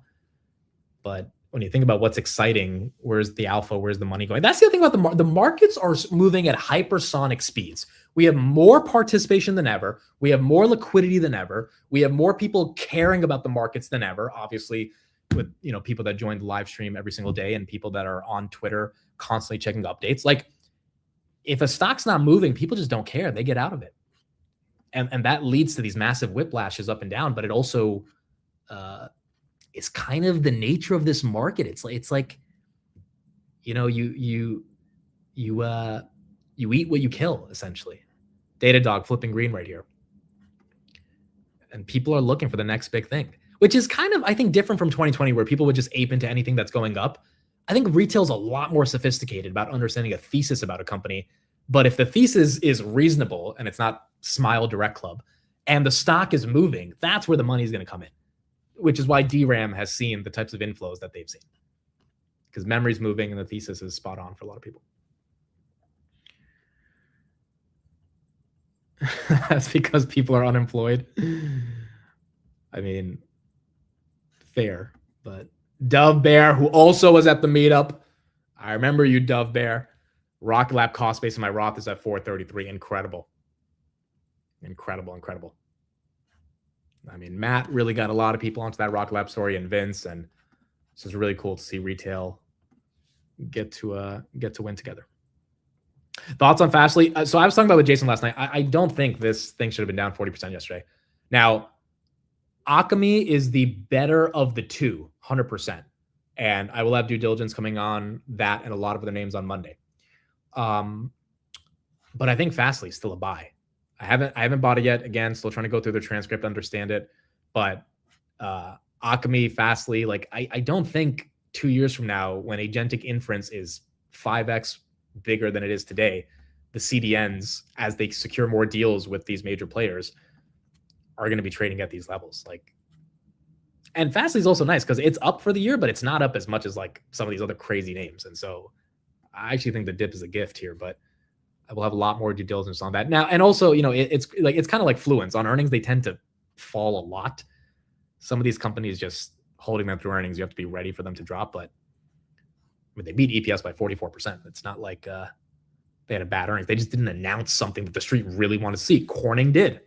Akamai did, which is why those stocks are green. Corning 198, 8.6%, up from 185 yesterday as well. Oh, it's Akamai. Sorry. Yesterday I said Akami, okay? So at least that was a little bit better. I mean, you came up on my YouTube right as the war was taking off, and I've listened to you every day since. Volts, I appreciate you. It's the cool thing about YouTube. The algorithm sometimes randomly puts you in front of people. And that's the cool thing about YouTube. And that's why Google is so valuable. YouTube will give you a chance to be discovered because their algorithm is literally the best discovery algorithm on planet Earth. Like, if anyone ever wants to become a content creator, YouTube is where all the people are on the planet consuming video. So if you talk about a subject via video format, YouTube will give the opportunity for your stuff to be discovered.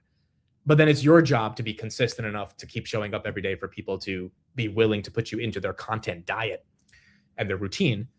But YouTube gives you the opportunity. And, that's why this platform is so incredible. And that's why Google has continued to win at the level that they have. $399.55 on Google. What's wrong with Twitch? Twitch doesn't give you discovery. Twitch is, you have an audience, you bring them to Twitch. Twitch will not put algorithmically new content in front of you. It's a very different platform, which is why I don't like streaming on Twitch. And I think the culture is different, particularly for finance. But YouTube has a moat that's just hard to beat when it comes to discovery. Oracle flipping fully green, 196.50. Zeta trying to recover a little bit, but still down. BlackBerry up 1. And you're seeing some of the other AI names still green. What happened to Bloom Energy? There was no headline. I think this thing just got really ahead of itself. I really do. 307.60 at the top. It's already $80 billion market cap. Now it's at 256.67. I actually shorted Bloom yesterday. I made $1.50, but I'm just, I'm trading a little bit and like playing around with it. And I am practicing TA on my own. Okay. I'm not the best at TA. Like I'm really not, but I've been practicing it on my own for a while.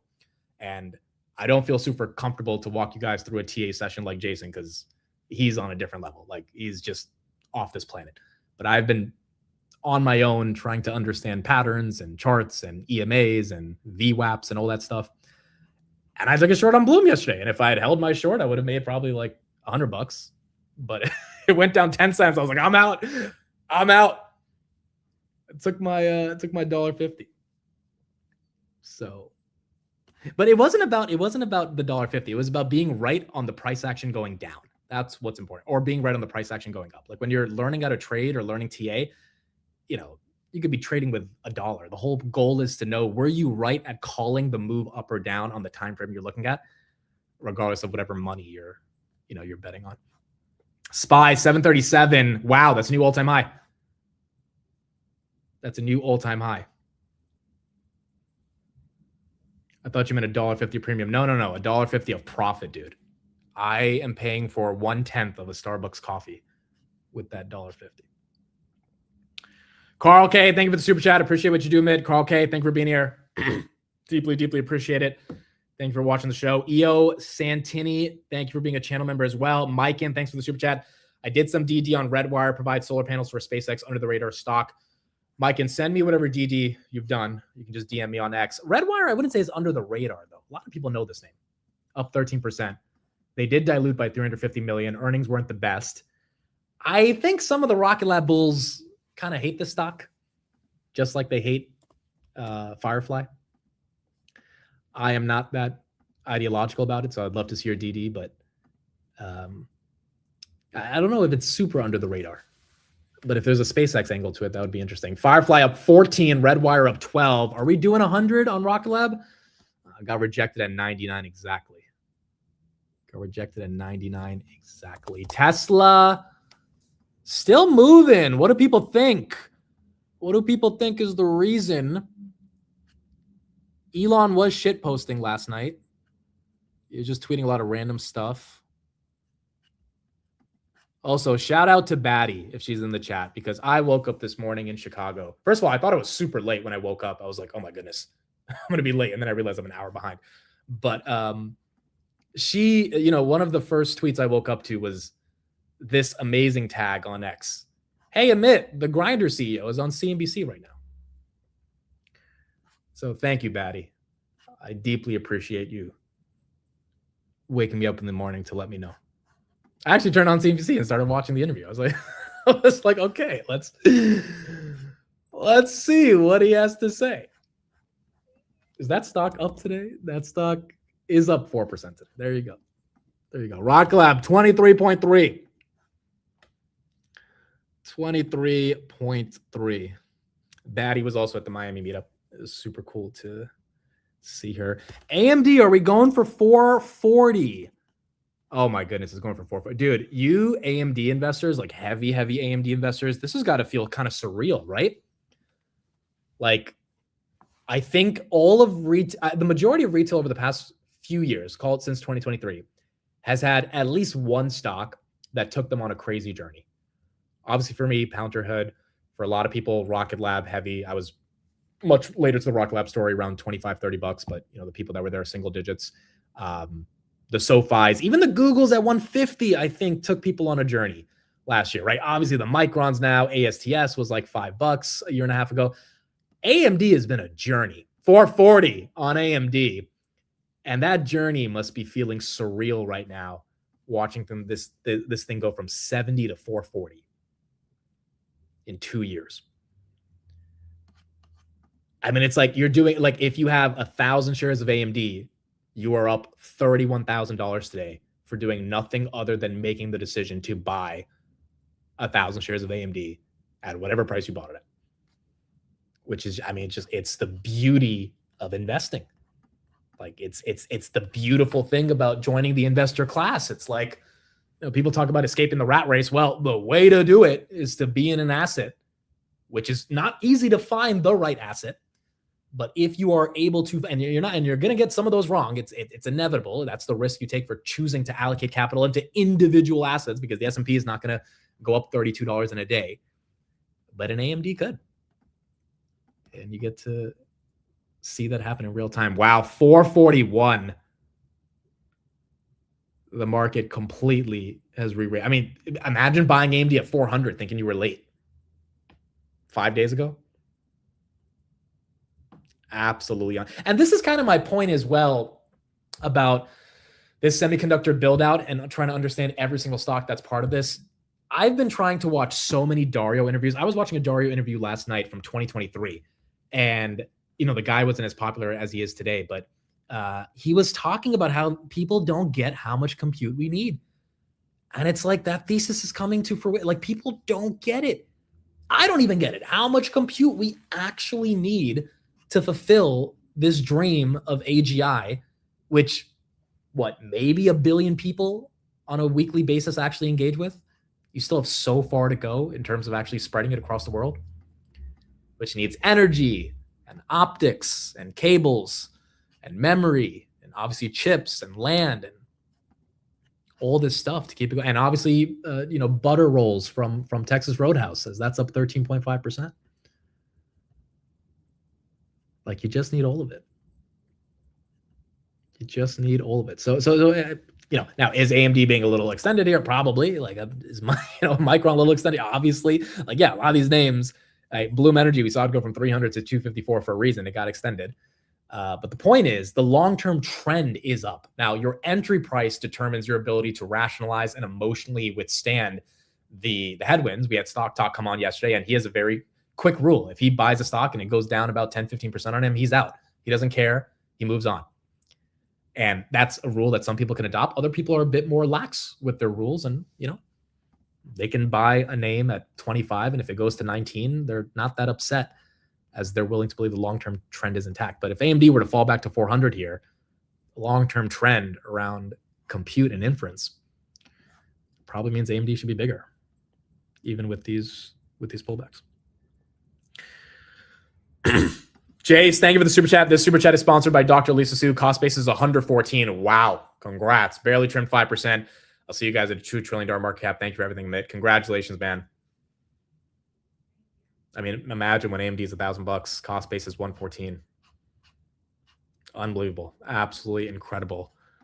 And thank you for being here. Mamba, thanks for the $7 to help me cover the profit on the short. Here's the rest of your coffee. I appreciate you. Is Chicago known for its coffee? Should we actually try to go to a local coffee spot? Is that worth it? I'm going to try the deep dish on Saturday, and I feel like it's going to be disgusting, dude. I'm not looking forward to deep dish. I'm looking forward to the steaks in Chicago. I feel like the deep dish is just like, it's like pasta with bread. Like, it's not real pizza. So we're going to see. The world's largest Starbucks is in Chicago? Really? I did not know that. AMD 436. Would you hold or sell Google? I think Google is becoming the single greatest company on planet Earth, given the diversity of business models they have. It's, if you got in on this thing, 200s, below 200s, I don't think this is a sell. Now, Meta, I can give you I can give you a very easy bear case for Meta. Like, so easy. For Google, it's hard because it's like there's so many different angles, especially cloud, that you can't be that bearish on it. I'd say Google's extended at 400, just like AMD's extended, just like Intel's extended, but fully bearish is hard to argue on the Googs. especially when there's only 3 major cloud computing providers, AWS, Google, and Azure. And the whole world needs AI workloads that are going to be running on one of the 3, essentially. Intel 116. NVIDIA got rejected at 217.80. We'll see if that was the top for the day, but 215.40 on the NVIDIA right there. It's always a line to get into the Starbucks. I've never seen the bean. I've seen it on pictures, but never fully seen it. And thanks for the super chat. Nothing profound to say. Just thanks, Ed, for consistently streaming even on the road. Give us a report on how much you hated the deep dish. Thank you, Ed. I appreciate it. I will definitely let you know. Arctic Blast, thank you for the super chat as well, for your Starbucks coffee, my man. Appreciate it, man. Thank you for that super chat. Stools, thank you for the $20 super chat. Are you still bullish on tokenization, as both companies in the space are securing big agent deals to tokenize stocks? I think tokenization is something that is... So I'm actually... There is a company I invested in October in the private markets. That company is raising a Series B. I invested in their Series A, and I am doubling down on my investment in the Series B. And I will eventually talk about it when the investment is finished. But they are heavily rooted in the tokenization space. And I am so bullish on where tokenization is going for financial assets. I think the underlying tone, though, of the question is that going to be valuable for Ethereum? And I think it should be, because a lot of these tokenized assets, once again, are running on ETH. It's just the network value is not accruing to ETH yet, I think, because of the macro. I mean, again, I don't think the Clarity Act is what pumps Bitcoin to 100,000. I think it's rate cuts. Now, maybe the Clarity Act helps. But same thing with ETH. Like, it's not a story of narrative. They're not stocks. They don't have free cash flows that can get the narrative to change up or down, or gross margins. They are macro assets at this point, just like gold and silver. So very bullish tokenization. Vlad knows it's the future as well. Like, that is why they're putting such a heavy emphasis on all these assets getting onto the chain, and they're more globally accessible if they're on the chain, and you don't need KYC and all this bureaucratic nonsense to be able to buy or sell something. But it's going to take time, and the network of value on that, like Robinhood's entire chain is built on Ethereum, right? A layer 2. So the question is just going to be when the value ultimately accrues in the context of the macro. I should have kept my short on Bloom. I shorted at 260. I would have made more money. 251. As that one's going down. Can you give an update on your A16Z? Yes. First of all, if you're building a startup, email me, amit@akcoms.com. If you're like legit looking for funding and you have an idea, shoot me an email. I'm investing in my first A16Z company. I think it closes next week. As soon as it closes, I'll show you guys the details on it. It's a team out of New York. It's an interesting name around automating certain workflows for private equity funds and VC funds. And it's seed stage, right? So it's either zero or hero, but I'll talk more about it when the investment is complete. But I can basically invest up to 25,000. They gave me an unlimited budget. Like, I talked to them the other day. They were like, dude, just go ahead and invest in whoever and whatever you want.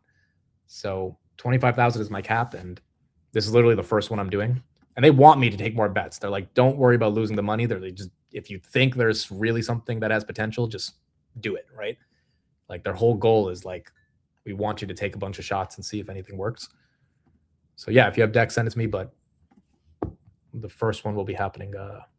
Again, it's not my 25,000. It's their 25,000, which is the cool thing about the roll, because I just get to use their like unlimited capital of A16Z, which is the biggest venture capital firm in the world, and just throw it at a bunch of good ideas.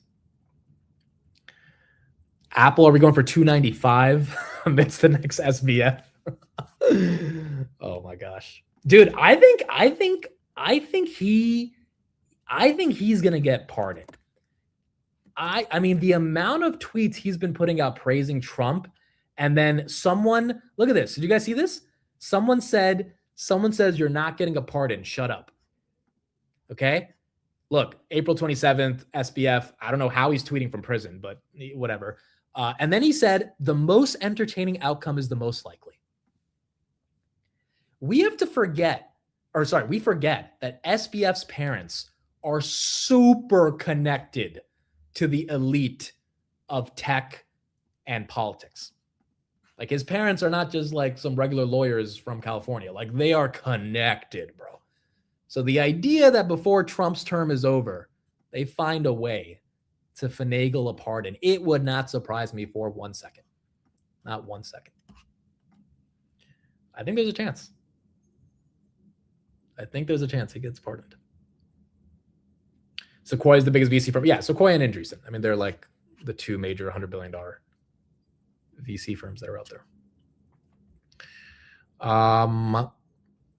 SoFi still down. Yep, that's getting hit. Datadog getting a little recovery. Datadog, actually, no, more recovery, 2.4. That's one of the software names that are still moving up. Juju, thanks for the $10 super chat. Can't wait for tomorrow to see you. Super excited. Should be fun.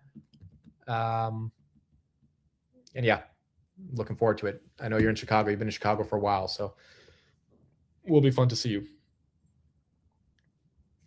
What is the company in the Series B you're doubling down on? The name is FOMO. I talked about it a while ago. They actually were on the show back in October.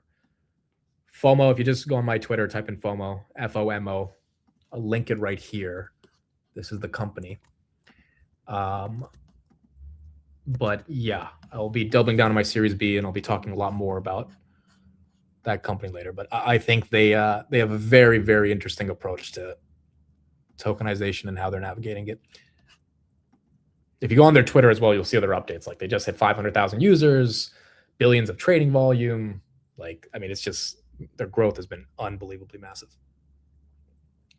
Nebius, they have a cool name too, FOMO. And the founders, dude, the founders are not messing around. Like I asked them the other day, I was like, if you guys got a multi-billion-dollar acquisition, because I'm pretty close with the founders, I was like, would you take it? And they were like, no, dude. Like no. Like we're not, like we want to take this thing public. Like we are going for the jugular here. That'll be a great ticker, FOMO. That'd be the best ticker in the world. So they are definitely pretty motivated. Nebius right there, down 2.6. Datadog up 2.8. Apple 294. Google losing 400.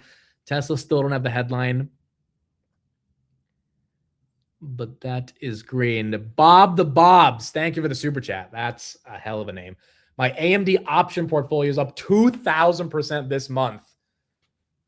Thank you for being here. Bobs, congrats, man. Yeah, I mean, if a stock goes up 70% in a month, if you've got options on it, it's going up a lot more than 70%. It's the beauty of derivatives. So congrats, man. Congrats. That's incredible. Absolutely freaking incredible. FOMO's already taken? That sucks. Well, hopefully they get it. Eventually one day. They're going to have to buy it from them. Okay, Rocket Lab looks like a 99. Got pure resistance. So did NVIDIA at 217. NVIDIA now falling below 215. So maybe it's 1030, getting a general 1030 slam, which is not crazy. SanDisk almost at 1,500. Micron, we're still above 700, right? Micron still basically at the highs of day, 707. So your memory names, once again, sucking most liquidity out of these investments as it continues to go green.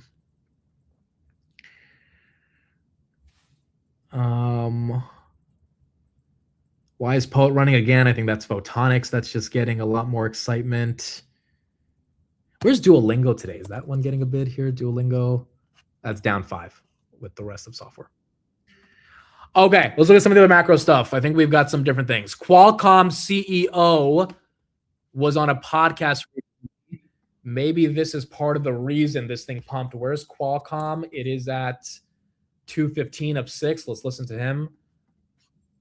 See what he's saying. Now, fast forward to what we're starting to see right now. You see all those different companies building what we call personal AI devices. You saw a lot of the AI companies. There are some secret form factors that I cannot tell you about it, but I think we're working with pretty much all of them. Yeah, I so think like OpenAI, Meta, all of them. And you have different things that people wear. Glasses is the easiest one to understand, but they're going to be more. They're going to be jewelry, pins, pendants, things that you wear. And okay, that's actually very interesting because literally that is the reason why Qualcomm pumped 2 weeks ago when they announced that they could be working with OpenAI on AI hardware. Dougie, who's going to be at the meetup, we were talking last night in the hotel, and we got into a little bit of a debate. I still am fully, and let me not hesitate on this, fully bearish on AI glasses as the next big form factor. I do not think it's going to work. Fundamentally, I don't think it's going to happen. Pendants, jewelry, all this other stuff he's talking about, I also don't think is going to work. So now glasses I'm a bit more ideological on, but the interesting thing about the Qualcomm pump is that it's connected to the future potential of them working with an OpenAI, a Meta, etc., to basically compete against the iPhone. And I get the pump is happening because of that assumption, but it also is assuming that those products will be successful and will have massive demand. And that's where this pump, it has a lot more baked into it than just, they're working with Google on TPUs like Marvell, which is an easy no-brainer. Yep, you got to buy Marvell. It's going up because TPUs are in very high demand. But glasses and pendants and all this shit, I don't think it's going to work. I just don't. I really don't. So, if that's the reason for the pump, which again, smartphone sales, they said bottomed, but I don't think smartphone sales are going so crazy that Qualcomm chips are going to be that high in demand. If they get into the CPU race in the data centers, which they're not in right now, right? Snapdragon mainly for devices and on the edge, then, maybe that's the entry. But I think people are buying Qualcomm just based off the assumption that it's going to go up if they partner with OpenAI on a phone. And that begs the question, will that phone actually be successful? Politician alert. We got some buys. So this guy is Representative David Taylor. He bought Visa, bought Procter & Gamble, sold his Broadcom, sold his Lam Research. So he sold some AI names and he bought essentially some more value names. All right. More politicians trading into individual stocks. Why not? Why not? Not as much as Rokana, but still, definitely amount.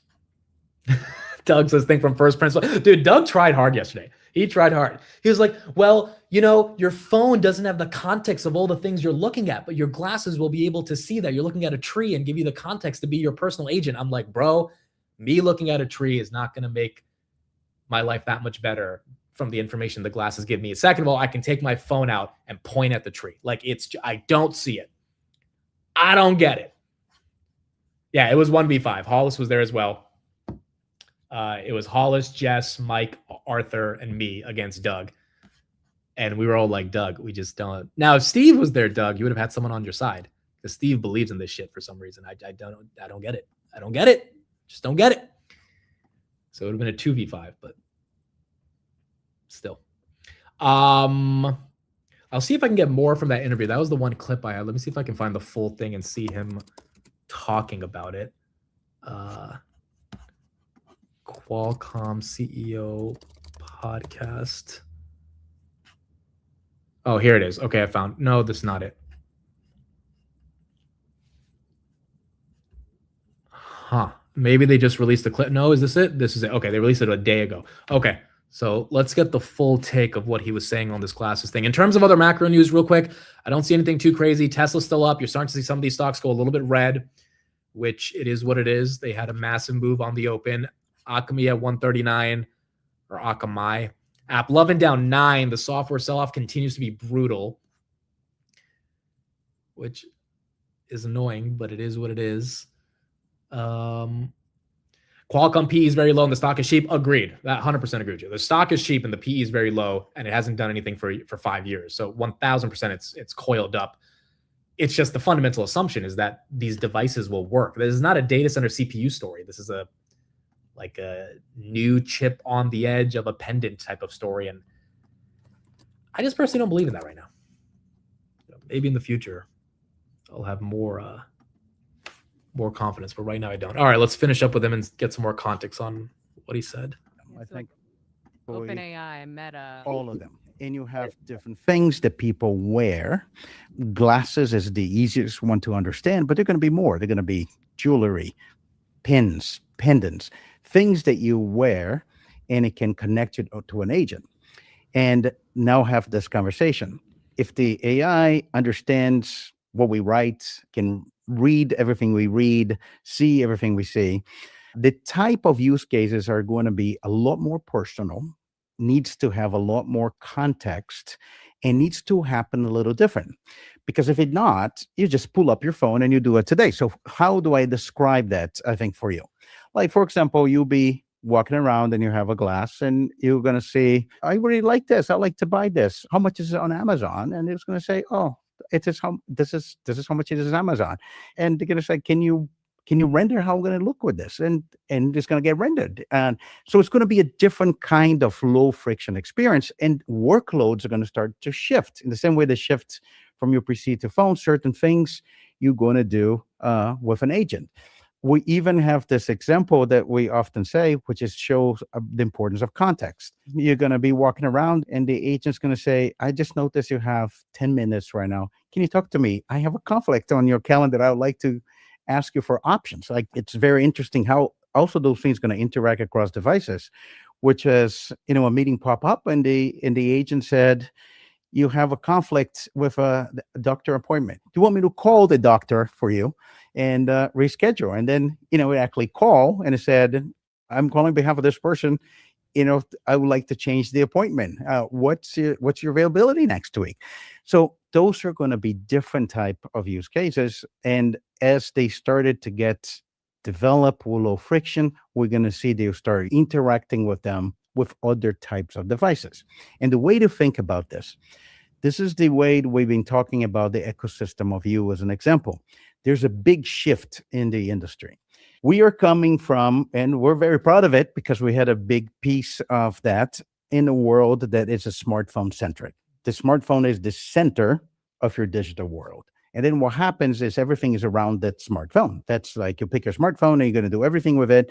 If you have a wearable device, the job of the wearable device is just to extend the functionality of your phone. Like, people sometimes buy the wearable from the same brand of the phone because it's kind of gives Right. you Like time, Apple give has you the watch and the phone. notifications, you send sensor data. That's best. Now the center, when you use UI in an agent, the center of your digital life is no longer the phone. Is the agent. And the agent will manifest itself on your phone and your PC and across different devices. You're going to see a lot of discussions about experience across devices. And when you have this shift, the agent needs to understand context to be proactive. You have All right. What do people think? I'm not buying it at all, dude. I've heard the argument a million times. It requires a fundamental paradigm shift of consumers switching their activity, which maybe I'm wrong about. And in a couple of years, the devices will be so amazing that it switches how I interact with my phone. But I think it's a very large assumption that they're making. And I also, here's my big sort of like thesis breaker on this. I think they're trying to solve a problem that does not exist. There is no problem with me looking at my phone and going to Google Maps to seeing where the nearest Starbucks is, versus me having to like touch my glasses and say, tell me where the latest Starbucks is or the nearest Starbucks is. That's just not a problem.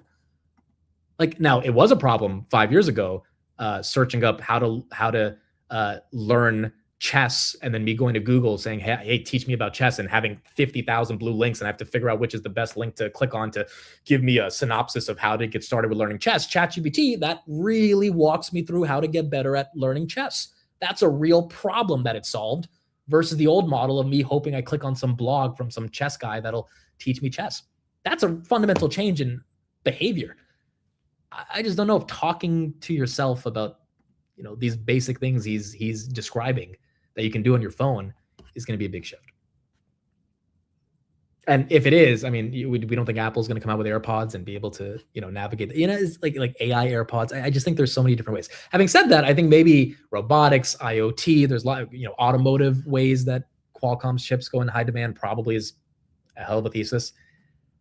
I don't know if it's AI pendants and glasses and stuff like that.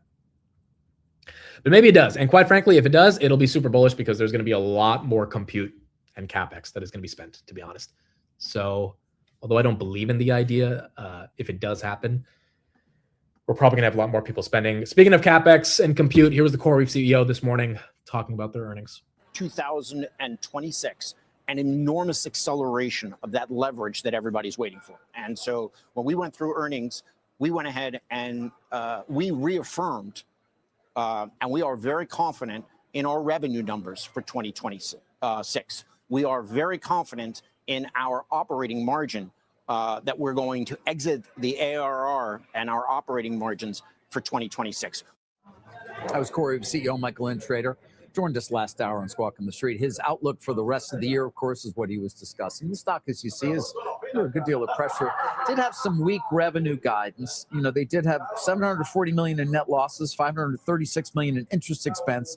But as InTrader pointed out, the cost of their debt continues to go down. And as you might anticipate, Sarah, he's wanted people to understand that because he thinks it's a strong reflection of confidence in the company's overall ability to execute on its roadmap. But nothing in question as far as demand.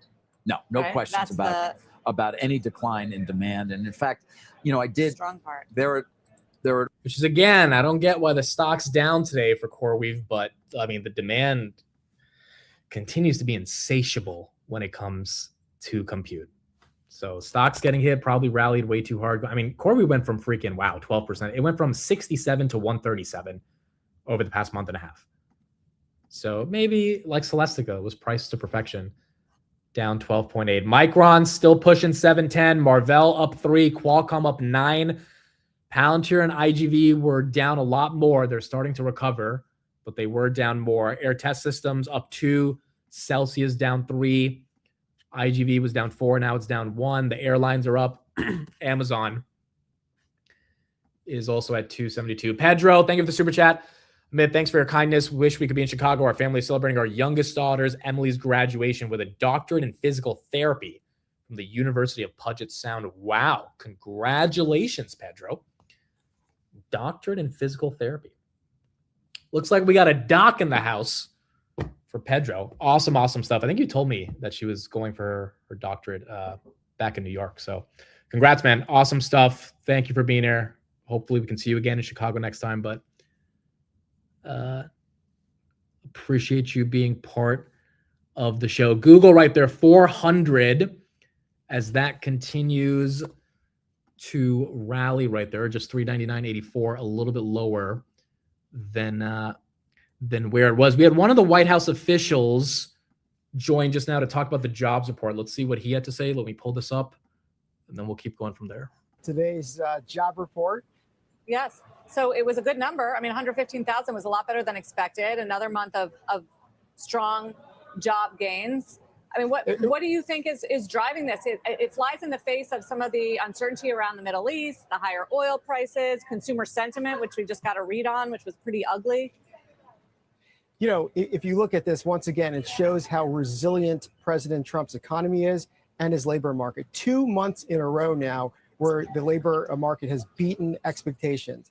That 94% of the economists thought there was going to come in around 65,000. It's nearly double that. So we're very excited about that money. It shows that the investments in America are paying off.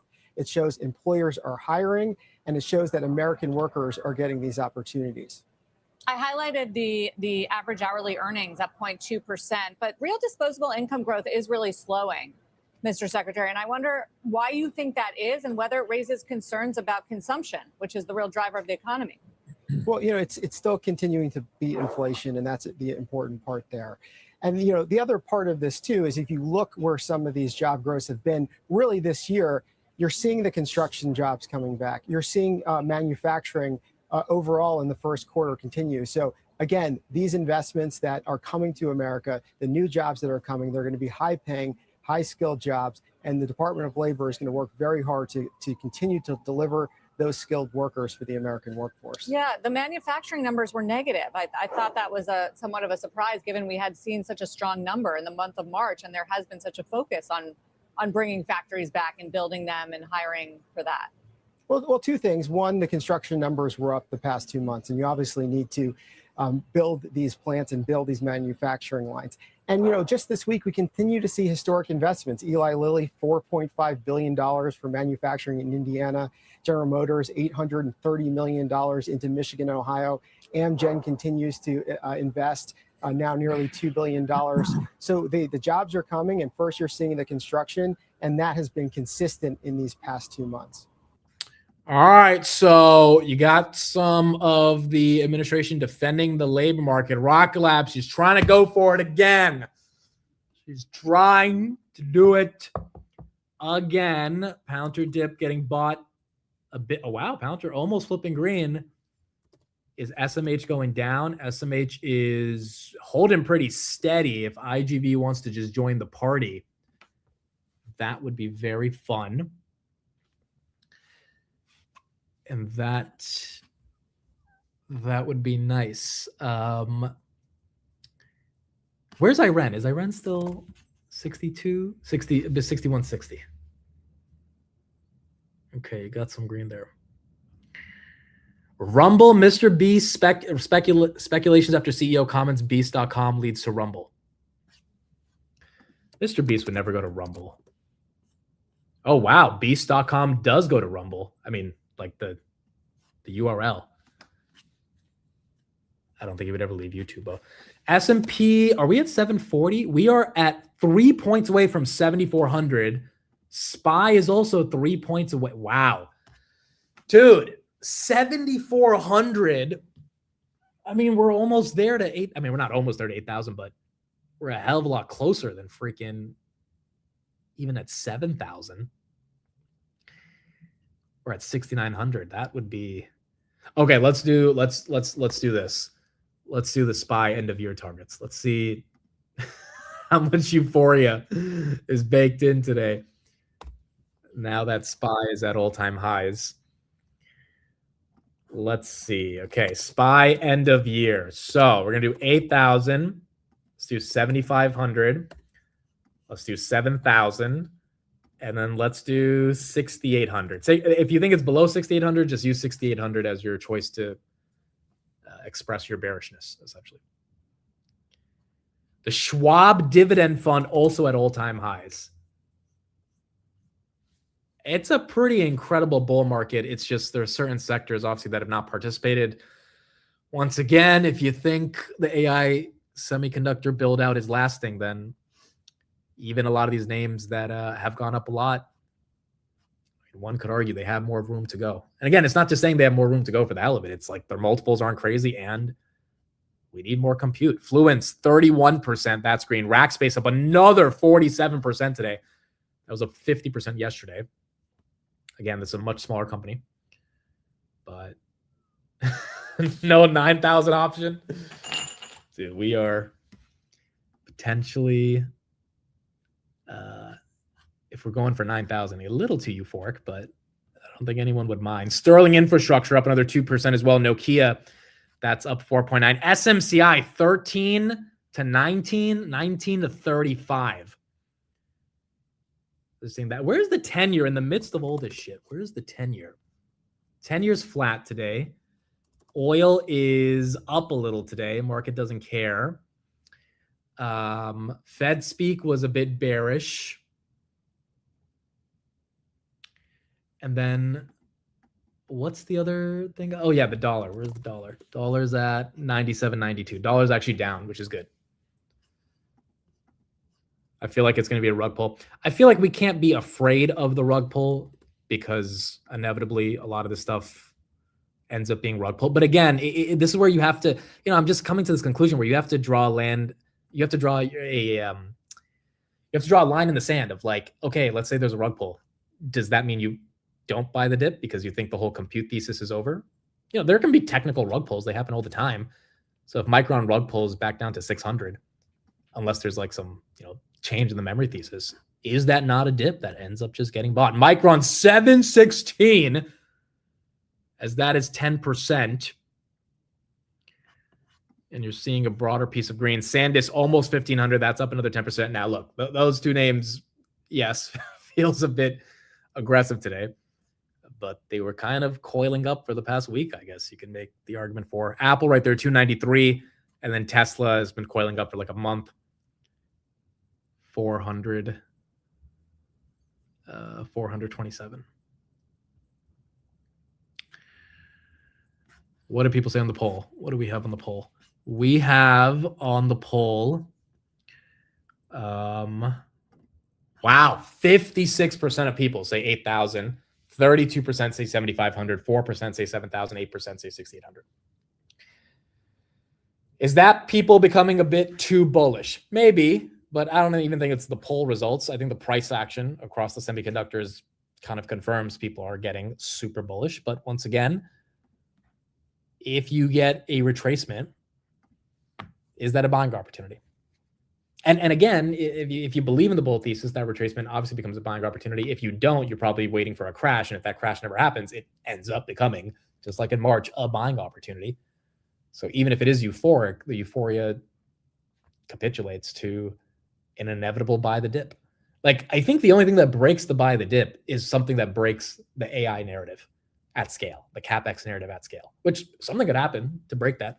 Maybe these Chinese models are able to do way better model optimization than Anthropic at like 1/1000th the cost, and you don't need that much CapEx. I mean, there are risks that are out there, 100%.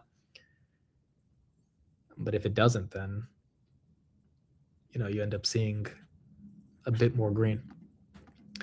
Okay, are there any other big macro updates? Let me see. It's 11 a.m. right now. I don't think we covered pretty much everything that we got going on. We talked about the Iran stuff in the morning, talked about this Qualcomm pod, talked about CoreWeave, Iran, price action, the memory names. The SK Hynix thing is probably the reason memory is going so crazy as well. We talked about the jobs report, which was super bullish. Remember that jobs report we beat by like 50,000. So that's another reason the street's probably excited. If inflation is not under control, but at least oil prices are potentially under control, inflation will get under control, labor market's strong, GDP growth is strong. You put that together with the earnings growth, boom. That's where you have your bull market. Now, not every stock is benefiting, like a TSSI, bad earnings, down 33%, which is also healthy, because if you have a crappy earnings or just not an impressive earnings and you go down, that's good. That money should leave your stock. And right now you're seeing it. AAOI went red. Their earnings wasn't that good, but they are a very important company when it comes to photonics. So I can understand why this is red, but this was at 130 yesterday. So the fact that it's back to 156 and it pumped to 177 means that the street's willing to give it the benefit of the doubt, even though the earnings weren't as impressive. Okay, cool. So that is pretty much all the macro news. I want to bring someone onto the show who, when you guys saw me close my screen, I had to go open the door for, because he is a good friend and he is here at the meetup. Ladies and gentlemen, Mr. Dougie Doug is in the house. What's up, gang? And for those of you that heard a little bit of a bell, it is because Arthur, OG of the channel, heard me this morning saying I don't have my bell, and he brought down a bell for me. So for AMD 440, for Rocket Lab almost 100, for Tesla just because it's freaking Tesla, Google 400, Micron 700. Here we go. Congrats, everybody.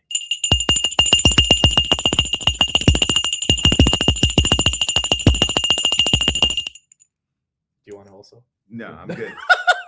Why? Okay. Like, All right. just, Team, I just have to. I mean, I have to say something now. like, okay? why not? Like, it's. There are no queens in this room. There's one king. Can confirm. Just one king. Not two queens. I needed to make sure if Davis wants to spend the night. He's not doing it this time with me. He has his own room, but if he wants to, we got enough room for everybody. Yeah, you got enough for everybody. We got enough for Okay. everybody. Dude, what's up, man? How you been? Been great. Got in last night. We got in pretty much at the same time. Yeah. Yeah, a little bit before you, and got to hang out a little bit. We had a good time Well, we had a little bit of a misadventure on the great pizza hunt. We tried to find pizza in Chicago and we failed, and then we ended up Uber eating pizza, which I thought was relatively still decent pizza. Yeah, it was a New York style pizza. It was a New York style pizza in Chicago. And it was pretty tasty. I was frankly looking forward to like Chicago style pizza in Chicago. Yeah. But it was also 12:30. I don't have like the hate for it that New Yorkers do. I don't have my hate for it until I think I'm going to have my hate for it, though. So I'm curious to try it and then see if my hate is materialized. It's just a different thing. You would be like, what you might say is, well, if you didn't call it pizza, I would still like it. If you just called it like lasagna Zipa or something, yeah, something like pasta, a certain type of Chicago pasta. Yeah, I don't know. We'll see. Deep dish is it should be illegal. I might have that it's take. fantastic. It's just a different thing. It's just a different thing. It's not as convenient of a form factor, but it's Right. still delicious. Right. Still delicious.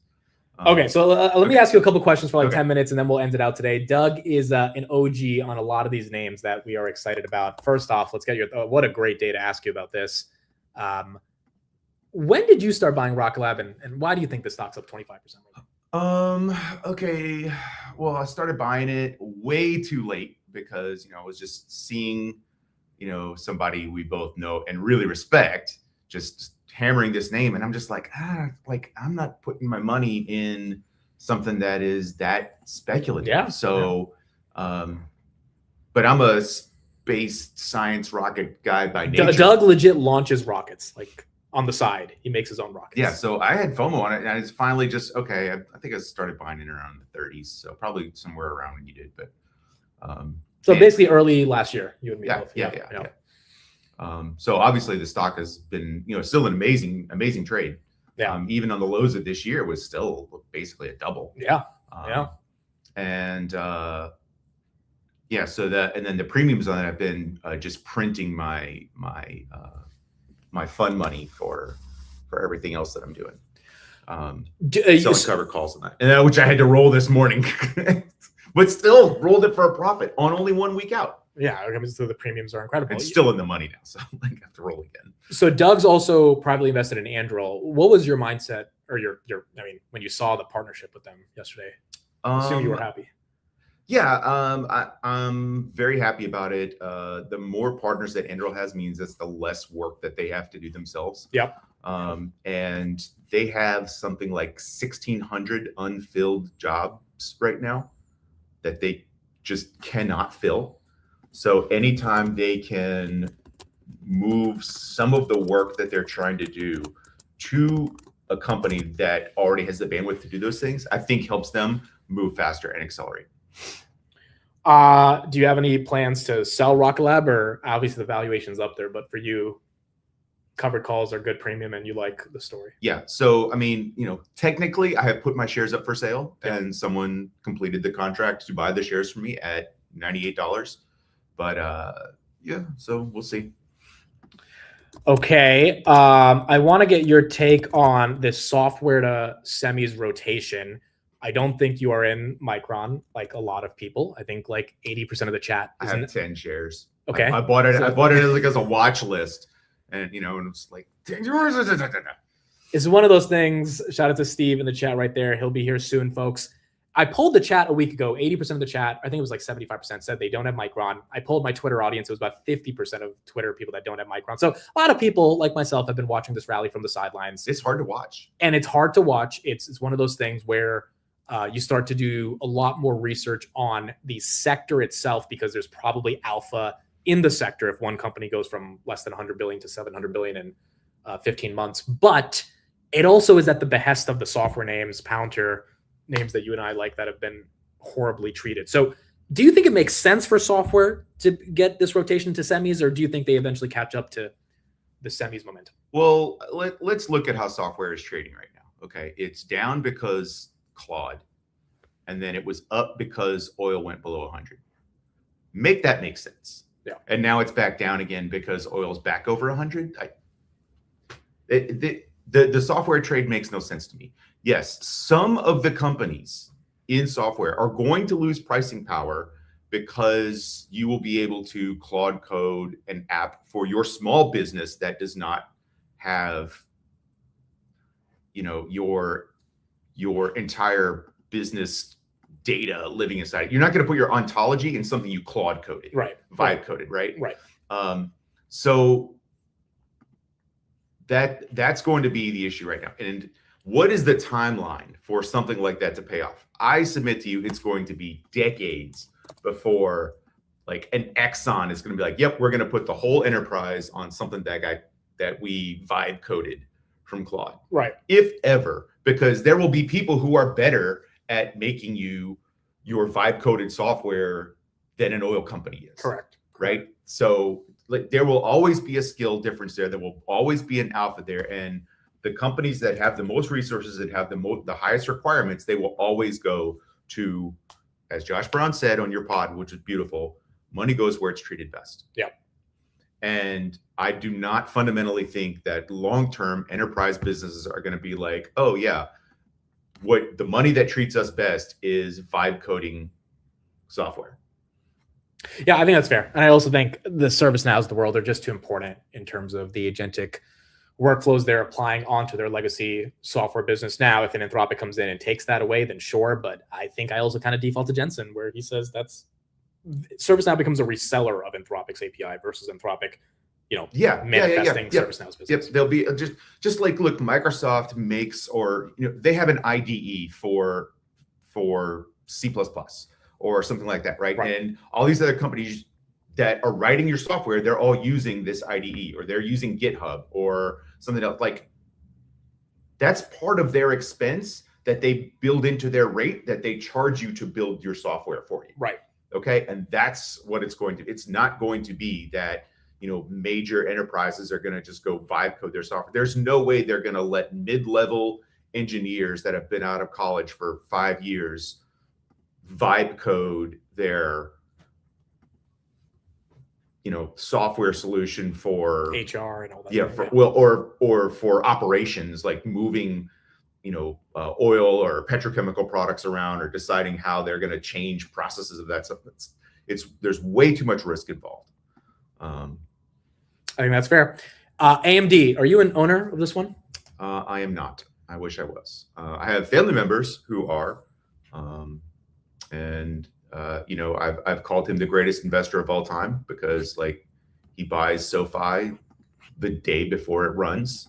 And SoFi, goodness. He told me not 20 minutes ago that he's gonna take some profits on his AMD today. Well, I think the high six figures. I think that's fair. I think a lot of people in the chat said they're at least taking a little bit of a trim here. Okay, so fintech. Do you also think this is something that should be used as a source of funds for the liquidity needed for the semiconductor names? Which my theory is that's what's happening. Fintech is more susceptible to me to AI and things like Claude than software is, because fintech is less tech and it's more data moving, and it's more data moving on and processing of data. Yeah, and that is something LLMs are going to be able to do very, very well. It's a fair point, and that's why betting on someone like Vlad, who has real innovative DNA, is important. But I mean, they're going to he has his own AI and mathematics based, first principles based companies that he's also working on. Right. So we don't really see it in Robinhood, but he has leverage much lower down in the stack than just the application layer sitting on top and running all the trades. Were you investing? I don't think I've ever asked you this. Were you investing during the .com bubble? Not more than just my 401k. I was a brand new professional. Okay, so when it collapsed 80% the Nasdaq, you didn't feel that in a serious way. I mean, not outside of Chris talks about his dad. I mean, my dad had a whole bunch of Lucid Technologies, so that was Bell Labs spun off from AT&T, and they spun off or rebranded as Lucent, and then they just went to zero because they started making basically modems in the world of broadband. So they lost their shirts. But so we'll end it on this question. Do you think we're in a bubble? No. Why? No, because the profits are there. That's it. It's just that simple. Yeah, the money's there. It's all, if you people will stop buying stuff from Meta, and I hate that the whole world is run by advertising, because I think they're a leech layer in the middle between producers and buyers. Right. And they're just collecting the value, it's sitting in the middle. But they are connecting both. They are connecting, and that is a valuable service, but they're leeching all the value out of the margin that the producers can get, and they're driving up the cost that the buyers get. So there will be a bubble, and it will be in advertising, because but at what point do you say, well, I just can't afford to spend money to sell my product, and I would rather not advertise to sell it, and then lose the ad race. But okay, so outside of advertising, do you think CapEx and this economy that's, you know, seeing a consumer that's pretty shitty, but GDP that's 50% CapEx, like, do you think there's a K-shaped divergence there that eventually comes home to roost? Or Stock Talk said it perfectly yesterday. It's trickling down. We're seeing it trickle down. Look at Caterpillar. Okay, start looking at the companies that are going to. By the way, you called Caterpillar like $300. Yeah. Start looking at the companies that are going to benefit from the build out. Start looking at the companies that are hiring the blue collar workers. You know, fix. Yeah. Right. Shout out to Austin. Shout out to Austin. Yeah. Like, look at the companies that are going to benefit from building data centers when they have their employees and they're paying them and they're getting those contracts. I met a guy a couple of weeks ago. He's working on some large data centers in Idaho, Acme Construction Supply. Okay. They've gone from a couple $100,000 a year in revenue to several $1 million a month in revenue. What do they manufacture? They don't manufacture anything. They're construction supplies. Oh, okay. Okay. Wow. So, and the reason for that, you would say, is because of all this data center demand, or it's demand that's even adjacent to it in some way. Just construction. Construction. Right. Yeah. Now, you want to think about how things could be. Imagine if the home building regulations got lifted in the state of California. They could just rebuild, because we actually do have a blueprint for that, by the way, which was Katrina in 2005. Okay. The New Orleans economy is light years. Did you live there in beyond. 2005? No, we had family there. Okay. But it was the whole state, the city was really doing badly. But then everything got destroyed, so everything had to get rebuilt. Right? That brought a lot of jobs, a lot of technology, a lot of stuff got moved in there because they needed the economic activity to rebuild the city. Right. LA could be benefiting from the same thing, but they refused to. Well, if mortgage rates come down as well, I didn't even think of that. Like, because we haven't talked about housing and stuff, because it's just not a thing. If we actually see real housing construction come back, first of all, Whirlpool maybe gets more demand for fridges and dishwashers. But there will be a whole other sector of the economy that starts exploding.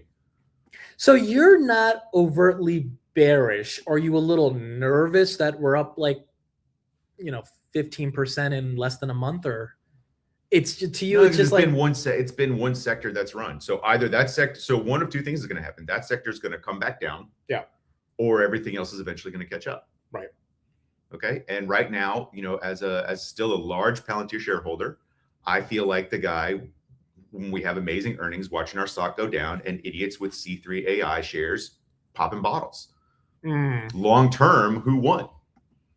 Right. You remember those days? I remember those days. That's what created the initial Palantir Snowflake beef, because Snowflake was going up and Palantir was going down. It's just like it didn't make sense. Now, one thing I will say, and our boy Chris Patel is going to love to hear me say this: if you have life-changing wins here in this trade, in these photonics memory chip plays, take some off the table and ensure that your life changes. Stick some of that. Like, you don't have to. I'm not telling you to take the whole trade off. I'm not saying flip bearish. Yeah. I'm saying secure the bag. Yeah. Echo what your mentor Derek Wall said. At some point, stop gambling. You have to stop gambling. And because it is a gamble. I mean, like, and gamble being used in a loose context here. But when you pick one stock, which all of us in the chat, right, we're all in this game to pick a stock, not the index, then it's a gamble, because the index is not a gamble. Historically, one stock can go to zero. And if it goes up 5x on you in a short amount of time. There are plenty of ways to stay bullish overall in the market that secures your bag. Not financial advice, but look at somebody like Adam Bergman's things that he's doing, right? Yeah. At least listen to what his plan is and the things that he's doing. It's worth give a listen to someone like Chris as well. Just secure your bag. If you have made life-changing money, make sure that it changes your life and it doesn't just go back to where it was and you're stuck right back where you were. Take some off the table, get to keep it.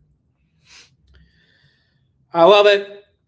I think that's it for us today. Dougie Stark and I'm in. I might have to change the handle. Yeah, Tony Starks is with a minute here. Have you been to Chicago before? No, it's my first time. Really? Yeah. See, that's the cool thing about these meetups, because for the people that get to travel a bit and see the world, you know? Yep.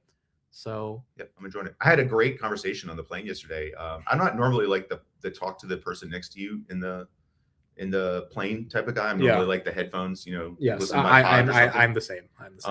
But this guy just sat down, like he looked real friendly. He was dressed sharp. So I was like, hey, I was like, pounded up, say, hey, like guys who dress sharp on the plane, way to go, right?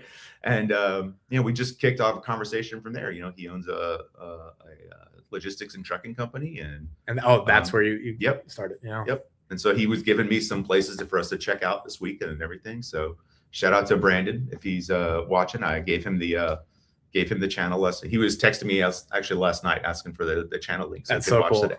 That's so well. He's seeing you on the channel if he was on the airplane with you. Yeah.